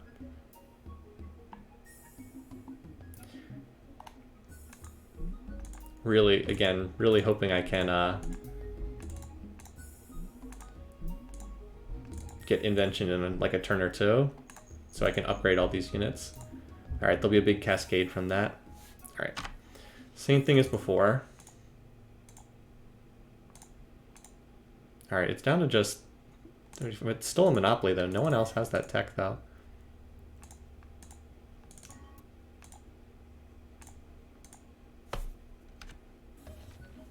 Well, there's always the espionage option. Actually do a safe text deal at this point. I might rather go for carefully. Let's try this. Oops. Save game. Not a huge fan of this, but let's give it a try just so you guys can see the difference. Let's try the careful steal. All right, we got it. Invention. All right, money. We got it. We got it, you guys. We didn't even have to pay anything. Now we see what we can broker it for. Nice. Printing press. His money. Let's see if we can get a better deal from the Iroquois. He's got nothing to offer for it. Oh, that means he's about to discover it. The fact that he offered like nothing means he's getting close to discovering it. He would trade me the dyes. He just doesn't have dye. We don't have a trade route connection. We're like one tile away from having it, but I haven't prioritized building a road to him. And I need to make the deal right now before the opportunity is lost. So we won't be able to get the free dyes, unfortunately. All right, can we go higher on per turn? Yes. All right. Yes, he really wants this tech, doesn't he? Close to a deal. All right. 18 per turn is as high as he'll go. Oh no, never mind. There we go. And we'll take your 36 gold. There we go. Nice. So we even picked up printing press in the bargain too. By the way, Monty is still in this game. And then, like I said, these guys, he only is offering 14 gold, so whatever.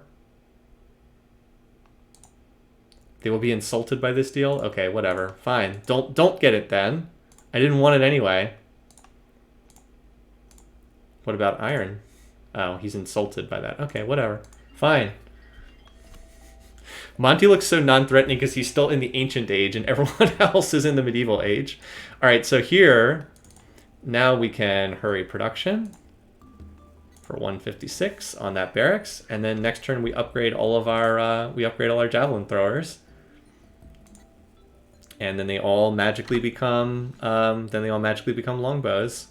And then we have units that don't suck horribly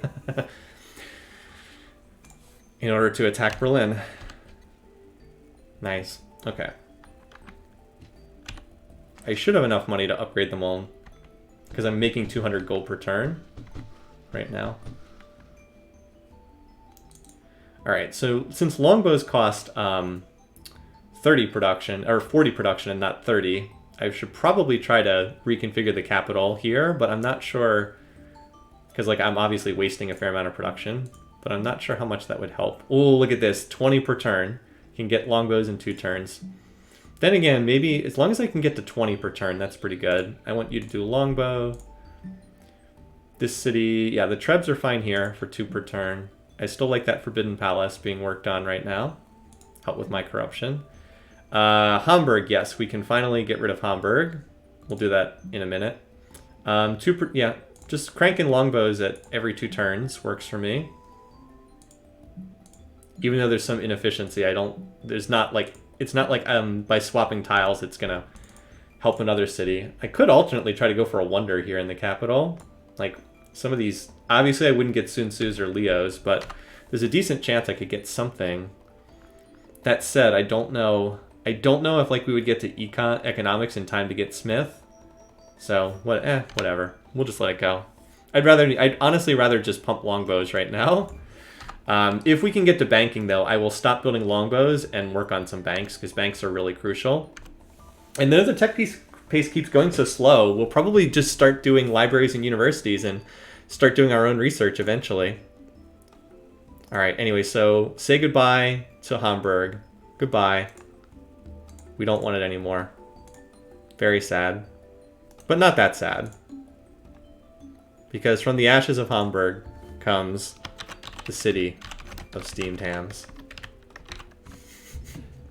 which literally gets all of the exact same tiles back again. This city will need... Here's the granary. It will need some high food tiles. It's got a very high production tile, but it doesn't have any high food tiles at the moment. That tile sucks. Oh, that still has jungle on it.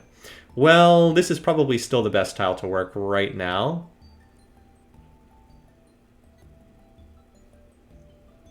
I guess I could grab that tile for extra food. Or oh no, the bananas aren't in our borders. Whoops. That should definitely...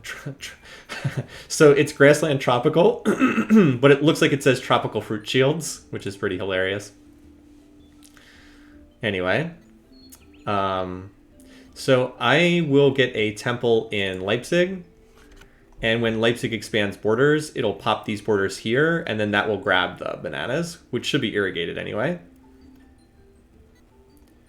But yeah, we can drop that tile. And give that over here. But that only drops down to 1 production per turn, so that's not worth it. Better to have 3 production and get the granary done faster. Anyway. Okay. So... so let's chop down the jungle on this silk tile, because it'll become a really good tile once the wetlands are on it are gone. And hey, spearman, why don't you come defend the actual city instead of the rubble?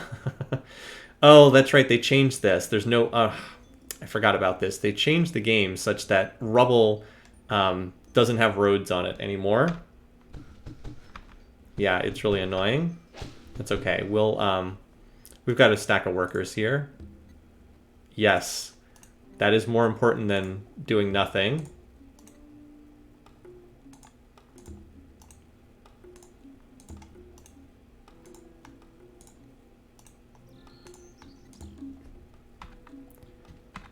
Two of you to road that tile.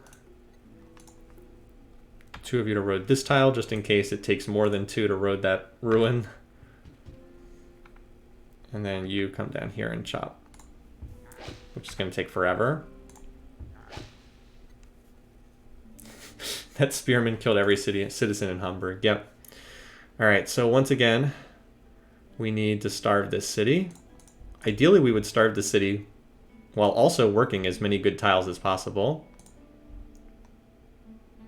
Happy, unhappy. Nope. We can only run... Yeah, we have to run all of these entertainers right now. Okay.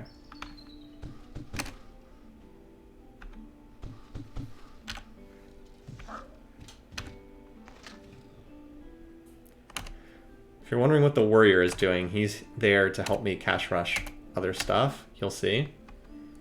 All right, so next turn we upgrade. I think today I'm going to try to play up until an attack on Berlin. Well, maybe we'll see. At least up until an attack on Berlin. I am slightly worried about a culture flip, but because it's right next to Berlin, the capital, which makes a culture flip more likely.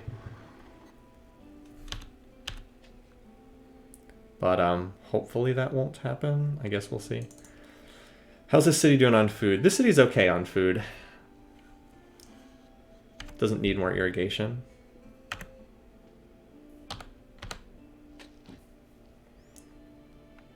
All right. Steamed hams.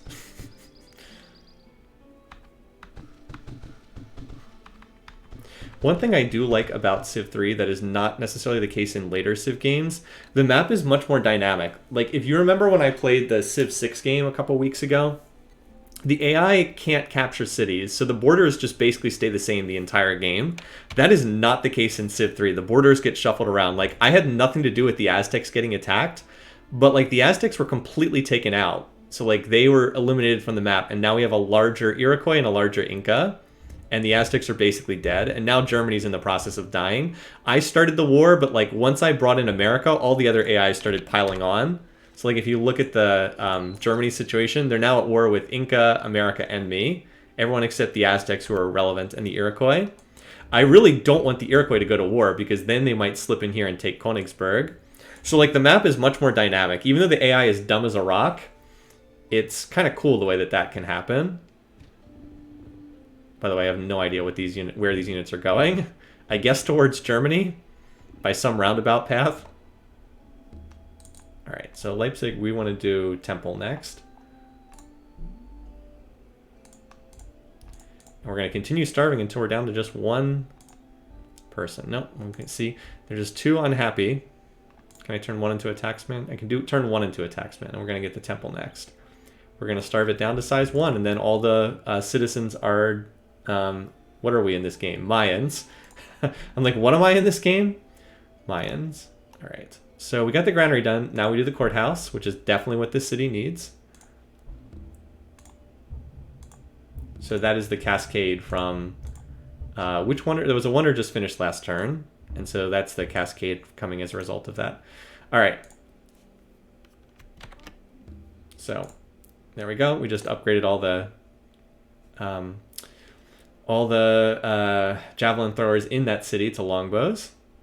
And then they'll be ready to move out next turn. Let's get the workers here first. Road.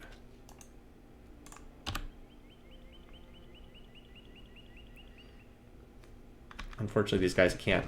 I don't think they can upgrade. I believe you have to have movement left over to upgrade. Yeah, you can't upgrade a unit that has no movement left, unfortunately. So that kind of sucks. They won't be able to... They'll be a turn behind on the attack. But, c'est la vie.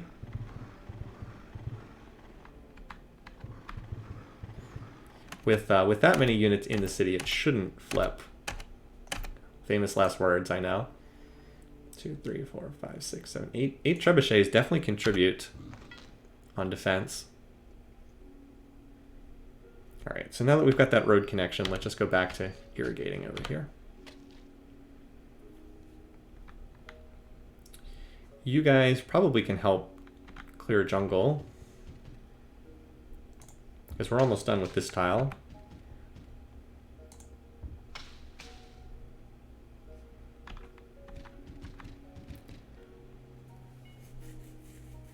No more strong defenders. That is true.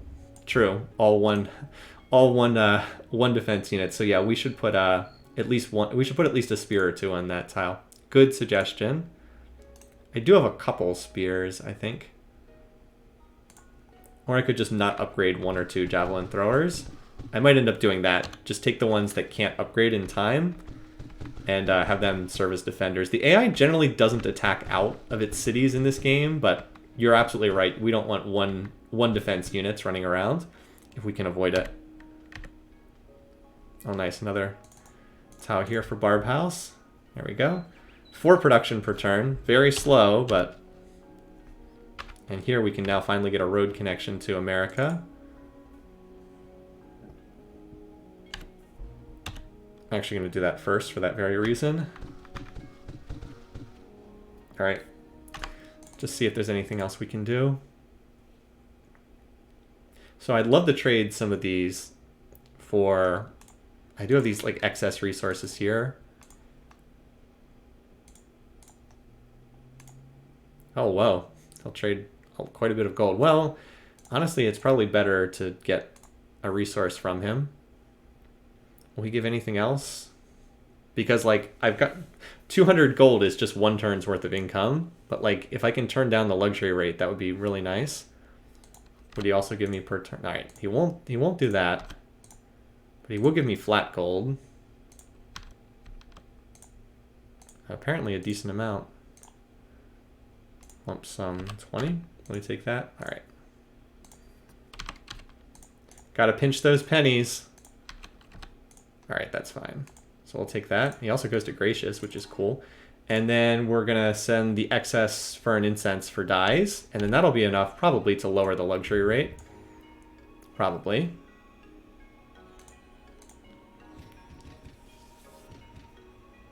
So here comes the Americans.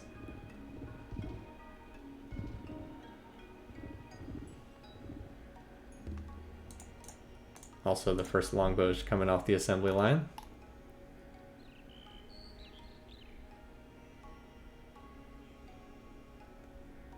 I'm just trying to think about how many more longbows I want to produce. Let's do another round of longbows.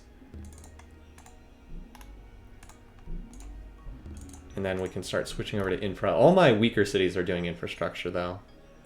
I will probably need a temple at some point, but I think the city's okay for right now.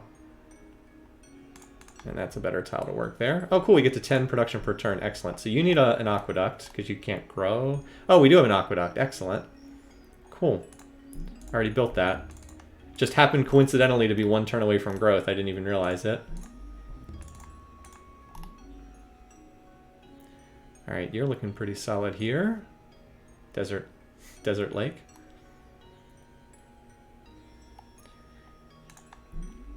Get like 1 more treb there.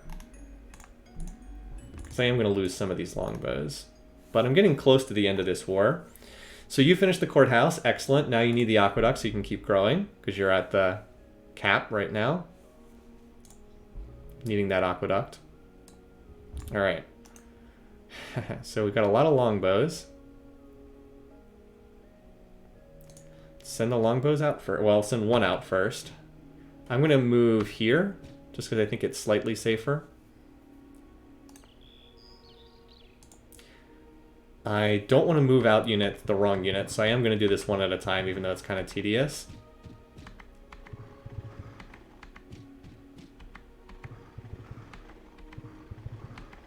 I'm uncertain about if I use that stack move, exactly what's going to leave the city. Yeah, let's have 2 units go for defenders, and the others I'll upgrade.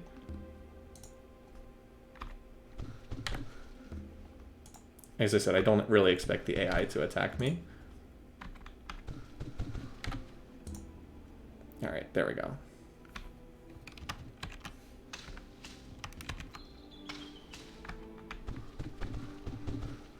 Also, Leipzig, you need to keep starving. You need to stay on your starvation diet.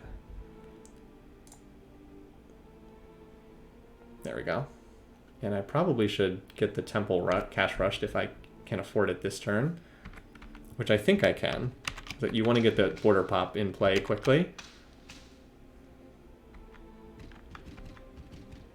Oh, the other thing is, since I got another spear in the city this turn, let's send this spear as a defender, just in case.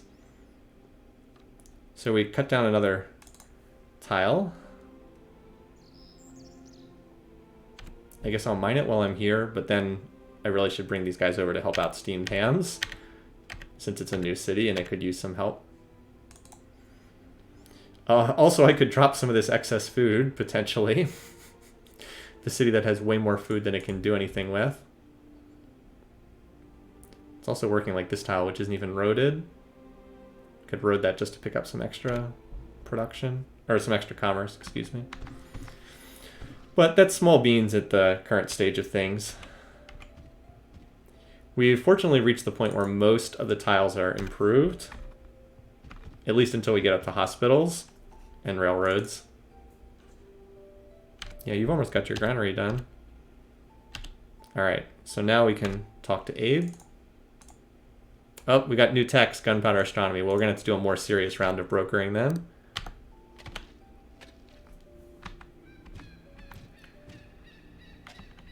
So, the next round of techs have been discovered. Fortunately, we've got quite a bit of money to play around with. Should be able to swing a deal of some kind.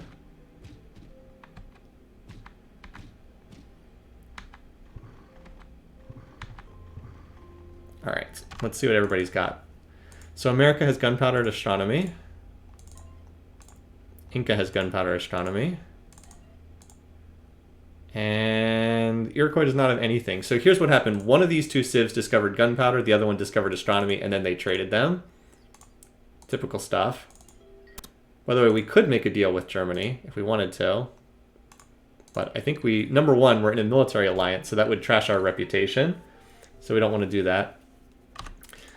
Let's see if we can pick up these techs. There's no brokerage to be made, but the fact that we have incense and furs would make it easier to get gunpowder. Let's see which tech's more expensive. Gunpowder, incense, furs. Astronomy. I think gunpowder is more... Nope, they're actually exactly the same price. We want to pick them up, both of them up, of course. Ideally, and then we can trade them and get a little bit of our money back from the Iroquois, so that's worthwhile to do. We can't do like a true 2-for-1 here, but we want to keep following things along. This will also get us a chance to see saltpeter, finally. And I can build a caravel to explore the map afterwards. Anyway, I like dealing with... Well, wait, let's see if Inca gives me a better deal. He does not, because he doesn't have resource. That's right. America, I have resources to trade with. Okay. Do gunpowder first. See if we can get it down to like 20 per turn. Again, I'm making 200 per turn, so 20 gold per turn is not that bad.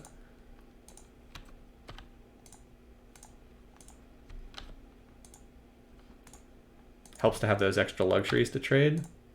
All right, so he does want 20 per turn, right on the button. Just seeing how far we can dial this down. No, that's close enough for me. All right. So, do we have any saltpeter out of curiosity? Yeah, we do. Yay! We actually have 2 of them. Nice. All right, so we will be able to build muskets. That's nice. Excellent. Now, if we could get, if we could ever find a way to get some horses, we'd be able to build cavalry, which would be awesome. Don't see a lot of horses on the map, though. There's a source deep in America. It was worthwhile to settle this spot. Anyway, so now we go to the Inca. We have astronomy. Oh, we've got saltpeter. And so with the saltpeter, we get a much better deal than we would otherwise. Yeah, we might be able to get iron from Hiawatha. That would be nice. Although there's not a lot I could build with it. All right, so this is not as great of a deal because we're not trading them a tech, but with the ability to get saltpeter, it's a lot cheaper than it would cost otherwise. So I'm happy to do this deal. Close.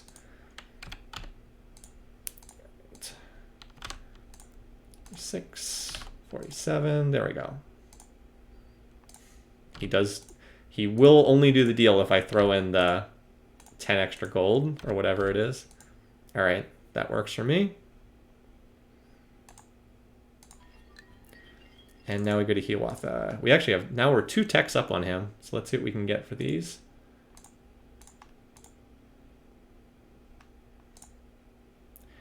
He would give us iron, but I don't see the iron really doing anything for me. I'd rather hold on to that and get it later. Can he go higher than 4 gold per turn? No. That's the most he'll take. All right, so we'll take that, and we'll take his 117 goals. So obviously that's nowhere near what we paid. Oh, and we'll force him into our war. No, I don't want him to. I was going to say we'll force him into our war with Germany. I was like, wait, I don't want him to attack Germany. I don't want him taking German cities. But we'll get something for it. So now we're caught up in tech, and we still have pretty much our whole economy intact. So that's not bad. And you, now that we have the ability to do caravels, I want you to get me 2 caravels, and I want to start exploring what's out there on the map. Now, can caravels cross ocean tiles? I can't remember this. I think they can. Can traverse coast and sea. It can't go in ocean. Okay. Yeah, there's 3 layers of water tiles. There's coast, there's sea, and then there's ocean. So still can't cross ocean tiles, but let's build 2 of them. We'll send 1 west, we'll send 1 east, and we'll see if we can find what's on these islands. Just because I'm curious. All right, busy turn. So the Americans are marching on Berlin, which means we definitely need to get there ASAP. Should only be 1 turn away, though. The people were so happy you starved Leipzig that they offered to expand the palace. We can do the towers, or we can... Let's continue going with a completely nonsensical palace that has no unifying theme at all. Oh, yes! Yay! Culture flip! Woo! So yeah, it can cross ocean, but it has a 50% chance of sinking on those tiles. Excellent. Yay, culture flip. Woo! We even got a musket out of it. Nice. All right. Nice stuff. All right. Doesn't come with anything, but still pretty cool. So we need a name. We need a new name for this city, you guys. Feel free to suggest it in the chat. Now, do we care if that these are Incan? I don't think we care that these are Incans because this is so far away from their core. Like, I was considering starving the city, but I think it's okay because we're deep in, it's a long way away from their cities. Flip-flop, yes, awesome. Love it. Thank you, Sleeping Dragon. Where's the rename? Here we go. Excellent. So remember when I cash rushed a temple at Camp Rage and Barb House? That was why, because I thought it would give me a decent chance to flip the city later on, and which it did. Cool. All right. By the way, whether or not the cities flip is heavily based on RNG, like to a much higher degree than it should. So, yeah. All right. That looks pretty good there. Boy, our people are pretty happy. We still have no war weariness, by the way. Since we picked up that one extra luxury, we might be able to dial up the luxury tax, or dial down the luxury tax, excuse me, soon. But in the meantime, let's have all this big stack move up. All right, regular spear. That's what I want to see, not even a vet. There they all go. I guess I could have turned the animations off. While I'm thinking about it, let's continue that starvation diet, that yum yum yum yum yum starvation diet. It's like, nothing's better. Anyway, let's get, I think we can get this temple. Well, I want to wait to see if there's any deals to be made. If not, I'm going to rush the temple. Get those borders a poppin'. All right, so you guys, I want to chop this.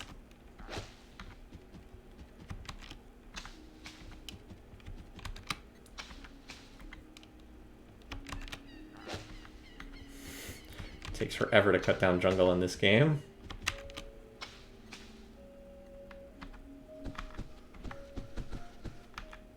Oh, never mind. I still got units to upgrade.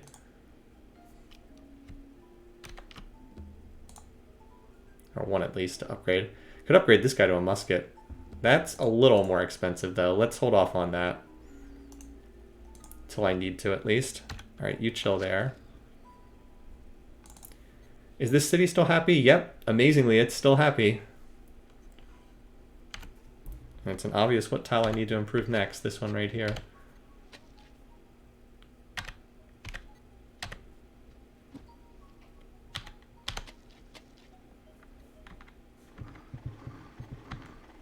By the way, it's important to keep a unit on this tile here, because that way these stupid Incan units can't step on it, and that way I can continue using my road network, because that's the only road that runs through here.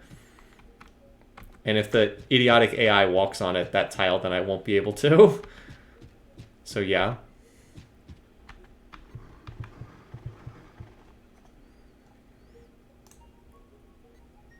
I've just got a lot of longbows here. I thought I sent more longbows with this force. Oh well, maybe not. Did I not send all my longbows last turn? Oh boy. I might not have sent all the longbows, because I only have 5 here. I shouldn't have relied on the automation to do that. I should have removed them by hand. Oh well.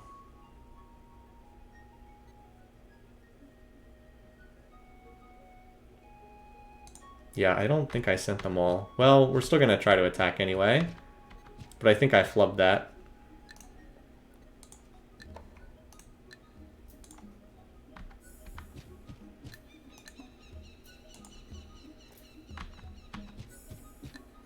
It could have been units, it's true, it could have been units I upgraded last turn as well. That's a good point. Alright, and we're going to cover that with a spear. Still, I think I actually did mess that up. Alright, deal time. Anything new? Not at the moment. No new text from you. I mean, the AIs did just discover 2 new techs, so I wouldn't expect them to have anything immediate. Actually, let's turn off the cities counter. It's kind of clogging up the screen, the Diplo screen. So I still got gunpowder here, but he has nothing to offer, and he's not getting it for free, so. All right. Ooh, under attack by America.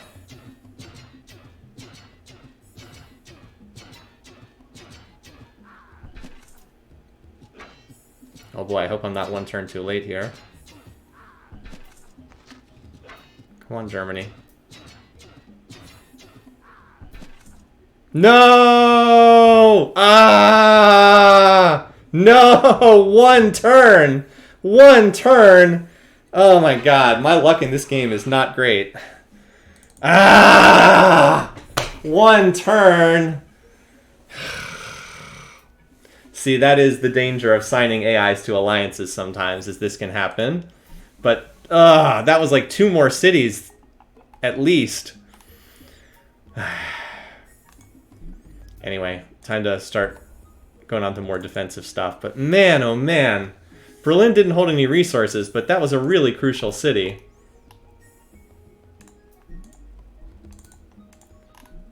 Anyway, so we're going into more infrastructure now, because this war is clearly winding down.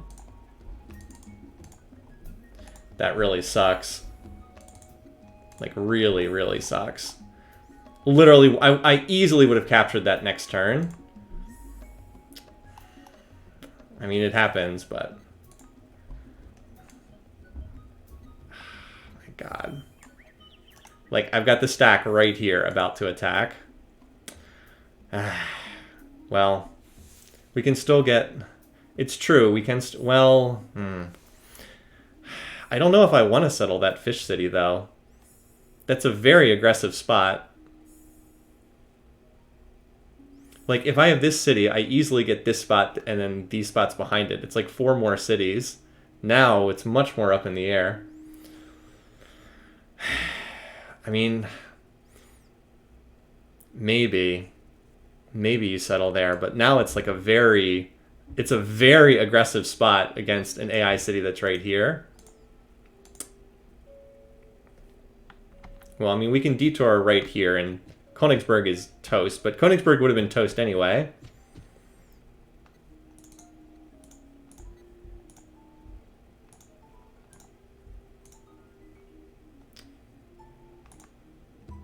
Can at least do the temple, I guess. Well, America is clearly like the long-term foe, but the problem is I have no strategic resources other than saltpeter. Like, it's very hard to run a campaign with no strategic resources. Like, I would love to get horses from someone, but nobody seems to have 2 sets of horses. Maybe the Inca do. No, see, they have no extras. Like, they will never trade because they don't have any extras. No one seems to have any horses for me. Because, like, if I could build cavalry, I'd feel confident. But without cabs, I'm kind of dubious. I don't really want to fight someone who's this large with just longbows. Longbows are not very strong. Oh, well, we'll see. Maybe we can run a campaign against the Inca and just see. Because I have a very narrow front with the Inca. Well, anyway, we've still picked up more territory. This is still a successful war, regardless.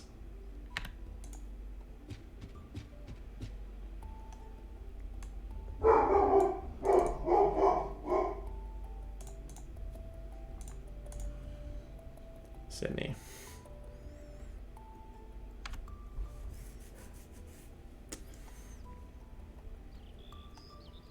I kind of need to take that spot to preserve a route to the east. I see what you're saying.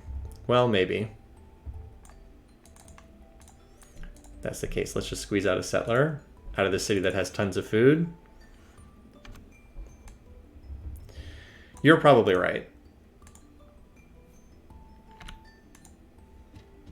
What the? Why did those units not move? Is it because we didn't have rite of passage with America? But I thought that... Huh. I thought that they would have continued moving. Oh well. Well, let's grab this. Let's grab Königsberg and hopefully Frankfurt and go from there. Maybe we can put the squeeze on Berlin culturally. That was still a very frustrating turn, though, to be that close. 1 away. Anyway. This city needs tiles that have more foods. So let's irrigate this. That works for now.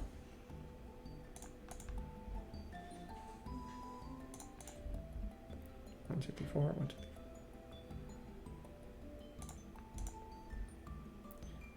I think it's better to work this first and then grow onto that tile, I think. But I'm not 100% sure. That's better.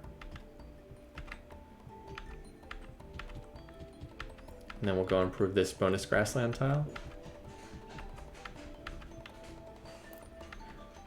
Neutral territory. Oh, but no, America should have engineering at this point. Oh well, I don't know. Hard to say. It's ultimately not that big of a deal. Because like I said, I think we have more than enough. Alright. Let's send this one west first. Oh, it has extra movement.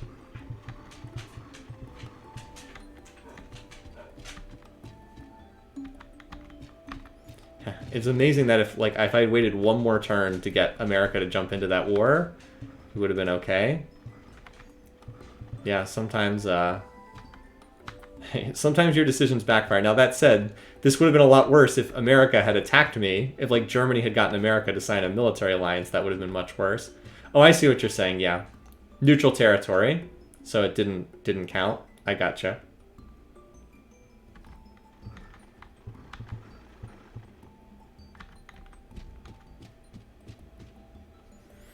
All right. I just want to check to see if there's any deal potential with these guys. So note how I had a tech up on them and I didn't sell it to them because they had nothing. They have, of course, picked up that tech now because that's how Civ4... Oh, no. Wrong button. That's just how Civ3 works. Like, the techs just get brokered around, and that's just kind of how the game operates. Like, if banking would show up, I will happily turn these library pre-builds into banks. My other question was, do I have enough luxury? You know, once we take Königsberg, we almost certainly will be able to dial the luxury tax down to just 10%, which will be really nice. Oh yeah, you build Knights Templar in your 2 cities, buddy.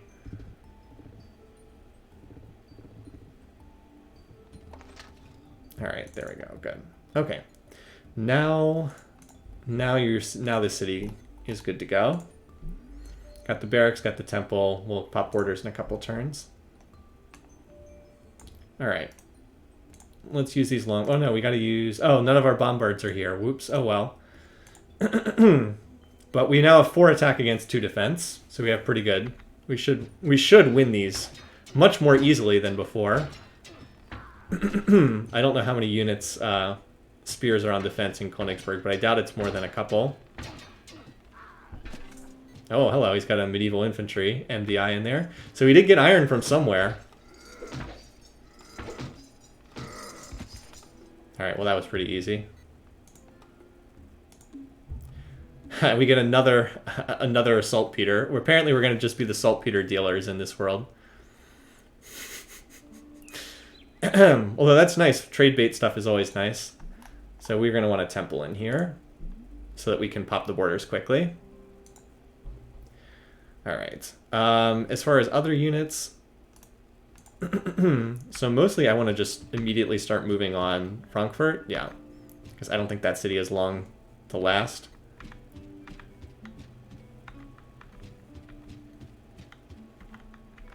I think I can bring up more units to quell the resistance. By the way, America still has a lot of archers running around. And like this dude here can kill that German archer. With 4 attack against 1 defense, I definitely should win. There we go.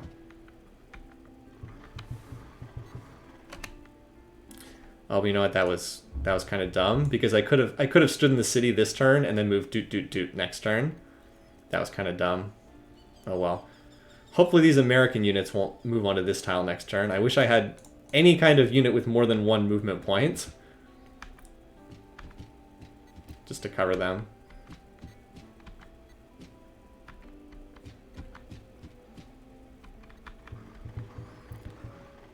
So we'll run this session up through Germany's finish. Germany doesn't have much time left in the world, I'm sure. Oh, so many freaking longbows. Longbows are really crummy units, by the way. One of the weaknesses of Civ 3 is if you don't have strategic resources, you're almost completely helpless in this game. It's not cool that I have no strategic resources at all in this one. Like, if you haven't played this game, you're probably not aware of what a big, huge disadvantage this is.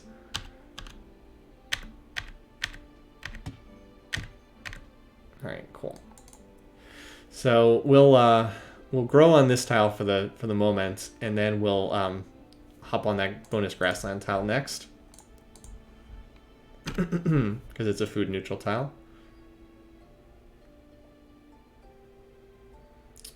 And I think that's good for right now as far as these workers go. Yeah, I don't have any floodplains tiles up here. This tile should probably be irrigated. Tropical fruit shields. Maybe not, though. The 3 food's pretty nice. Anyway. Yeah, so the workers don't have anything too immediate to do. I guess I'll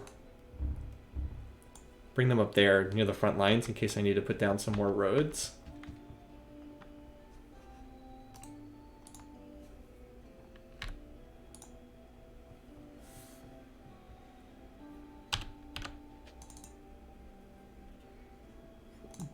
There we go. That's better. This tile should be mined, I think. Oops. I didn't realize I had ended up down there all of a sudden. 2, 3, 4. Back onto C.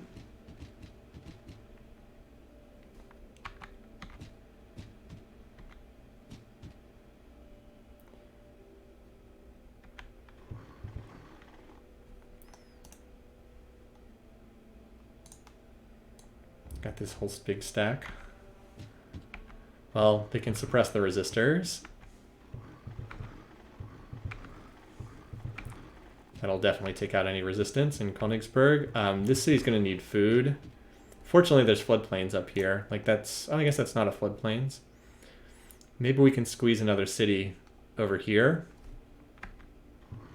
Might be worthwhile. The units I didn't upgrade. Yeah, we might need to squeeze another city in here somewhere. Because Calcutta Zone's got 1 coming out. And then I can probably just do another settler out of there. It grows so fast. Yeah, we can build muskets and cannons. That's true. Although muskets aren't really attacking units. We'll be able to build cannons, but I don't really want to use longbows against muskets, although I guess you can.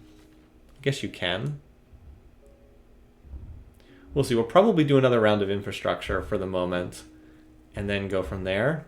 Oh, and I wanted to turn down the luxury tax now that we have. I think we can do 10% right now. Let me just see if any cities would be unhappy with this. Actually, everybody seems...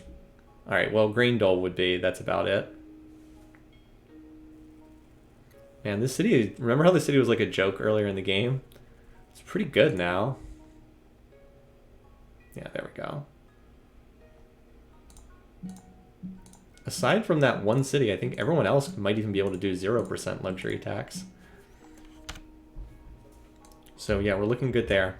All right, let's press on to Frankfurt now. Yeah, and of course they literally stand on the one tile that would block my path forward. Of course.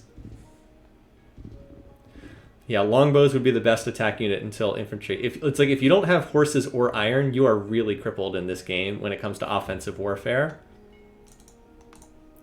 Do another settler here. Can instantly regrow back that lost population. All right, now you can start doing some more infrastructure type stuff. Market. Yeah, so like even though this territory, remember how this territory was total garbage? Look how good of a city this has turned into. I mean, granted, we are in a golden age, but still looking pretty solid. Golden age won't last too much longer. I think we've got about 5 more turns left, but it's been productive, definitely. This city needs a courthouse desperately. It's pretty useless until it gets its courthouse. So all we can do is move. Let me move the spear first. All right. So we could move here, here, or we could move here, here. Let's move here, here, just because it gives us a better chance. Also, gives us more of a chance of blocking the future AI units.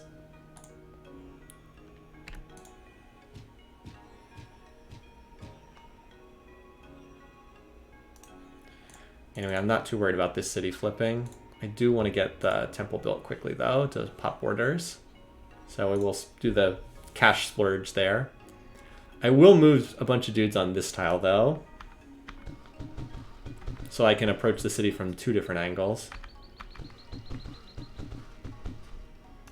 Actually, I think every unit, except this unit should stop because it needs to heal, but all the other units can go right there.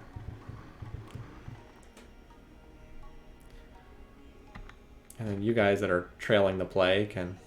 Also, we might want to get a better defender than a warrior for Leipzig. What happened to those extra spears I built? Well, I'm sure there's some around. We can sort it out afterwards.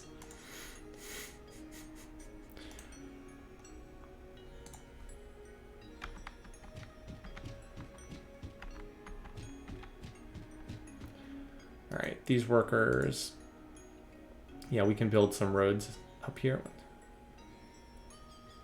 Like on this tile, maybe? No, that won't be in my territory. Well, whatever, we'll get up. They'll get up there.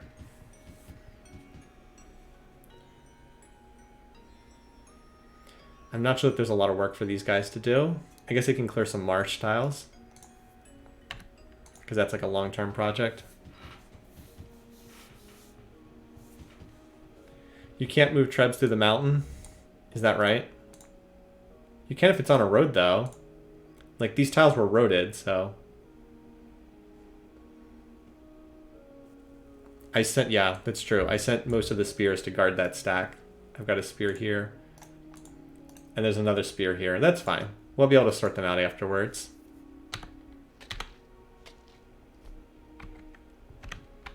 America's not going to attack me, not in the middle of this war.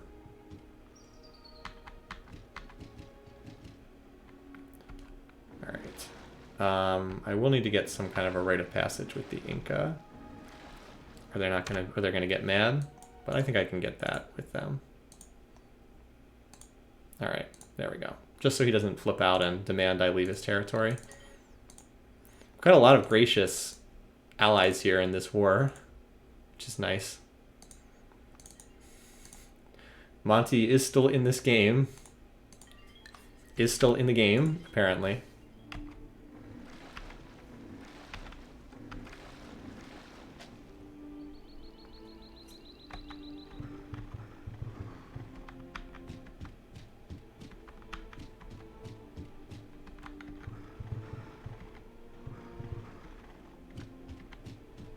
A lot of longbows. If you like longbows, this is the game for you.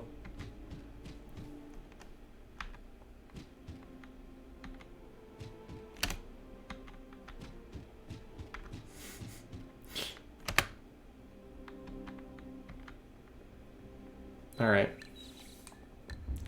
Let's see. Hopefully these regular archers will not be sufficient to capture Frankfurt. We'll see, though. Go, Germany, go! Alright. So they will not have enough. Oh, he pillaged the road. Okay, buddy.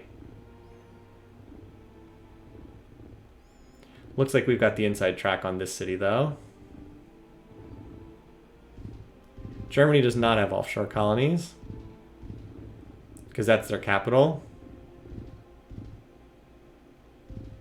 I'm pretty sure they don't.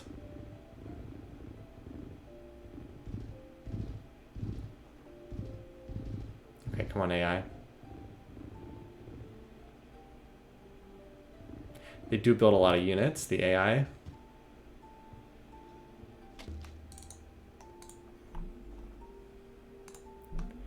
So we'll do the university. We're getting ready to do research, basically. Trying to get ready for that. This city is corrupt enough that it's never going to be very useful. So like even working this tile here, note that we still get 1 production and 1 commerce. Cascade. By the way, the one city I didn't capture from the Germans, Berlin, that was the only one that held their wonder. So yeah. Sucks. Alright. So we've now blocked their... Oh no, never mind. Their knight can actually reach the city because it has 2 movement points. Knight and sword can attack. So watch. Now they'll probably take the city with those 2 units that can attack.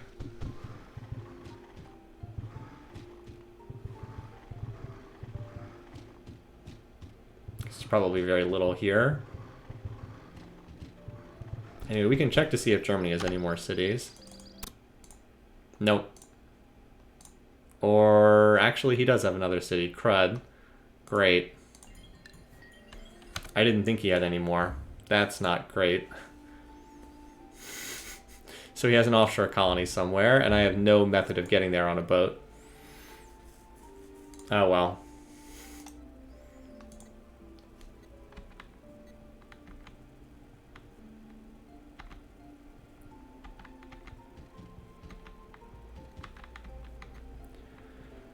Alright, Alright, yes. Moved all the workers.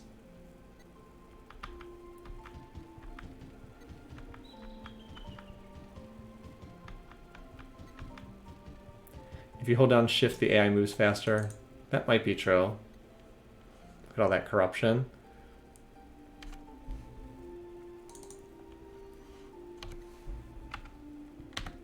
These cities will never be great, but at least they are contributing.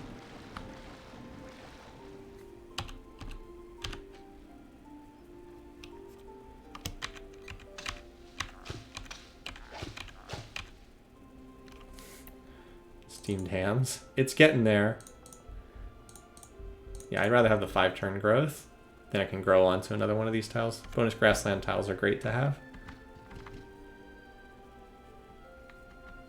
Oops. That's not the direction I wanted.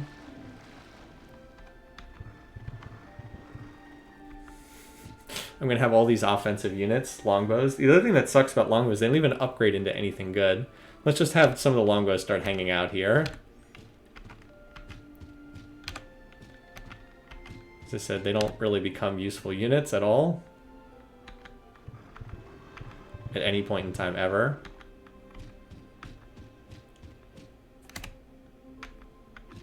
I want someone to hold this mountain tile. And to hold this tile just in case.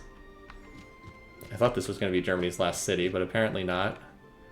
I am going to stop after we figure out what happens here. It's a good stopping point. I have to check how much longer my military alliances run, because I can't sign peace while I'm in a military alliance. I mean, I guess technically I could, but I don't want to. No one has picked up any more techs in the intervening time, so... He actually has extra iron, but I'm not sure iron really helps me that much right now. It's horses that I need for calves. I mean, we're not there on the tech tree yet, but that's the ideal unit, would be to get calves. I guess I could use iron for cannons, so it's not totally wasted. Because cannons are the next step up. Although they're not that big of an improvement over over trebuchets. Really need to get into the industrial age, and then we could at least build, like, I don't know, rifles, which are resourceless. Anyway. Alright, let's see what happens. Let's hope that Frankfurt can hold for one more turn, so we don't have the same thing happen again.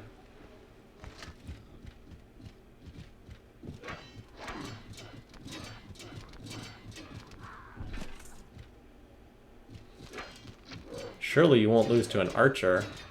Are you kidding me? Oh my god! Ah! America, I hate you so much! Why? Why? That jerk literally blocked my route to the city, so I was one turn slower in getting there, and then he captures Frankfurt.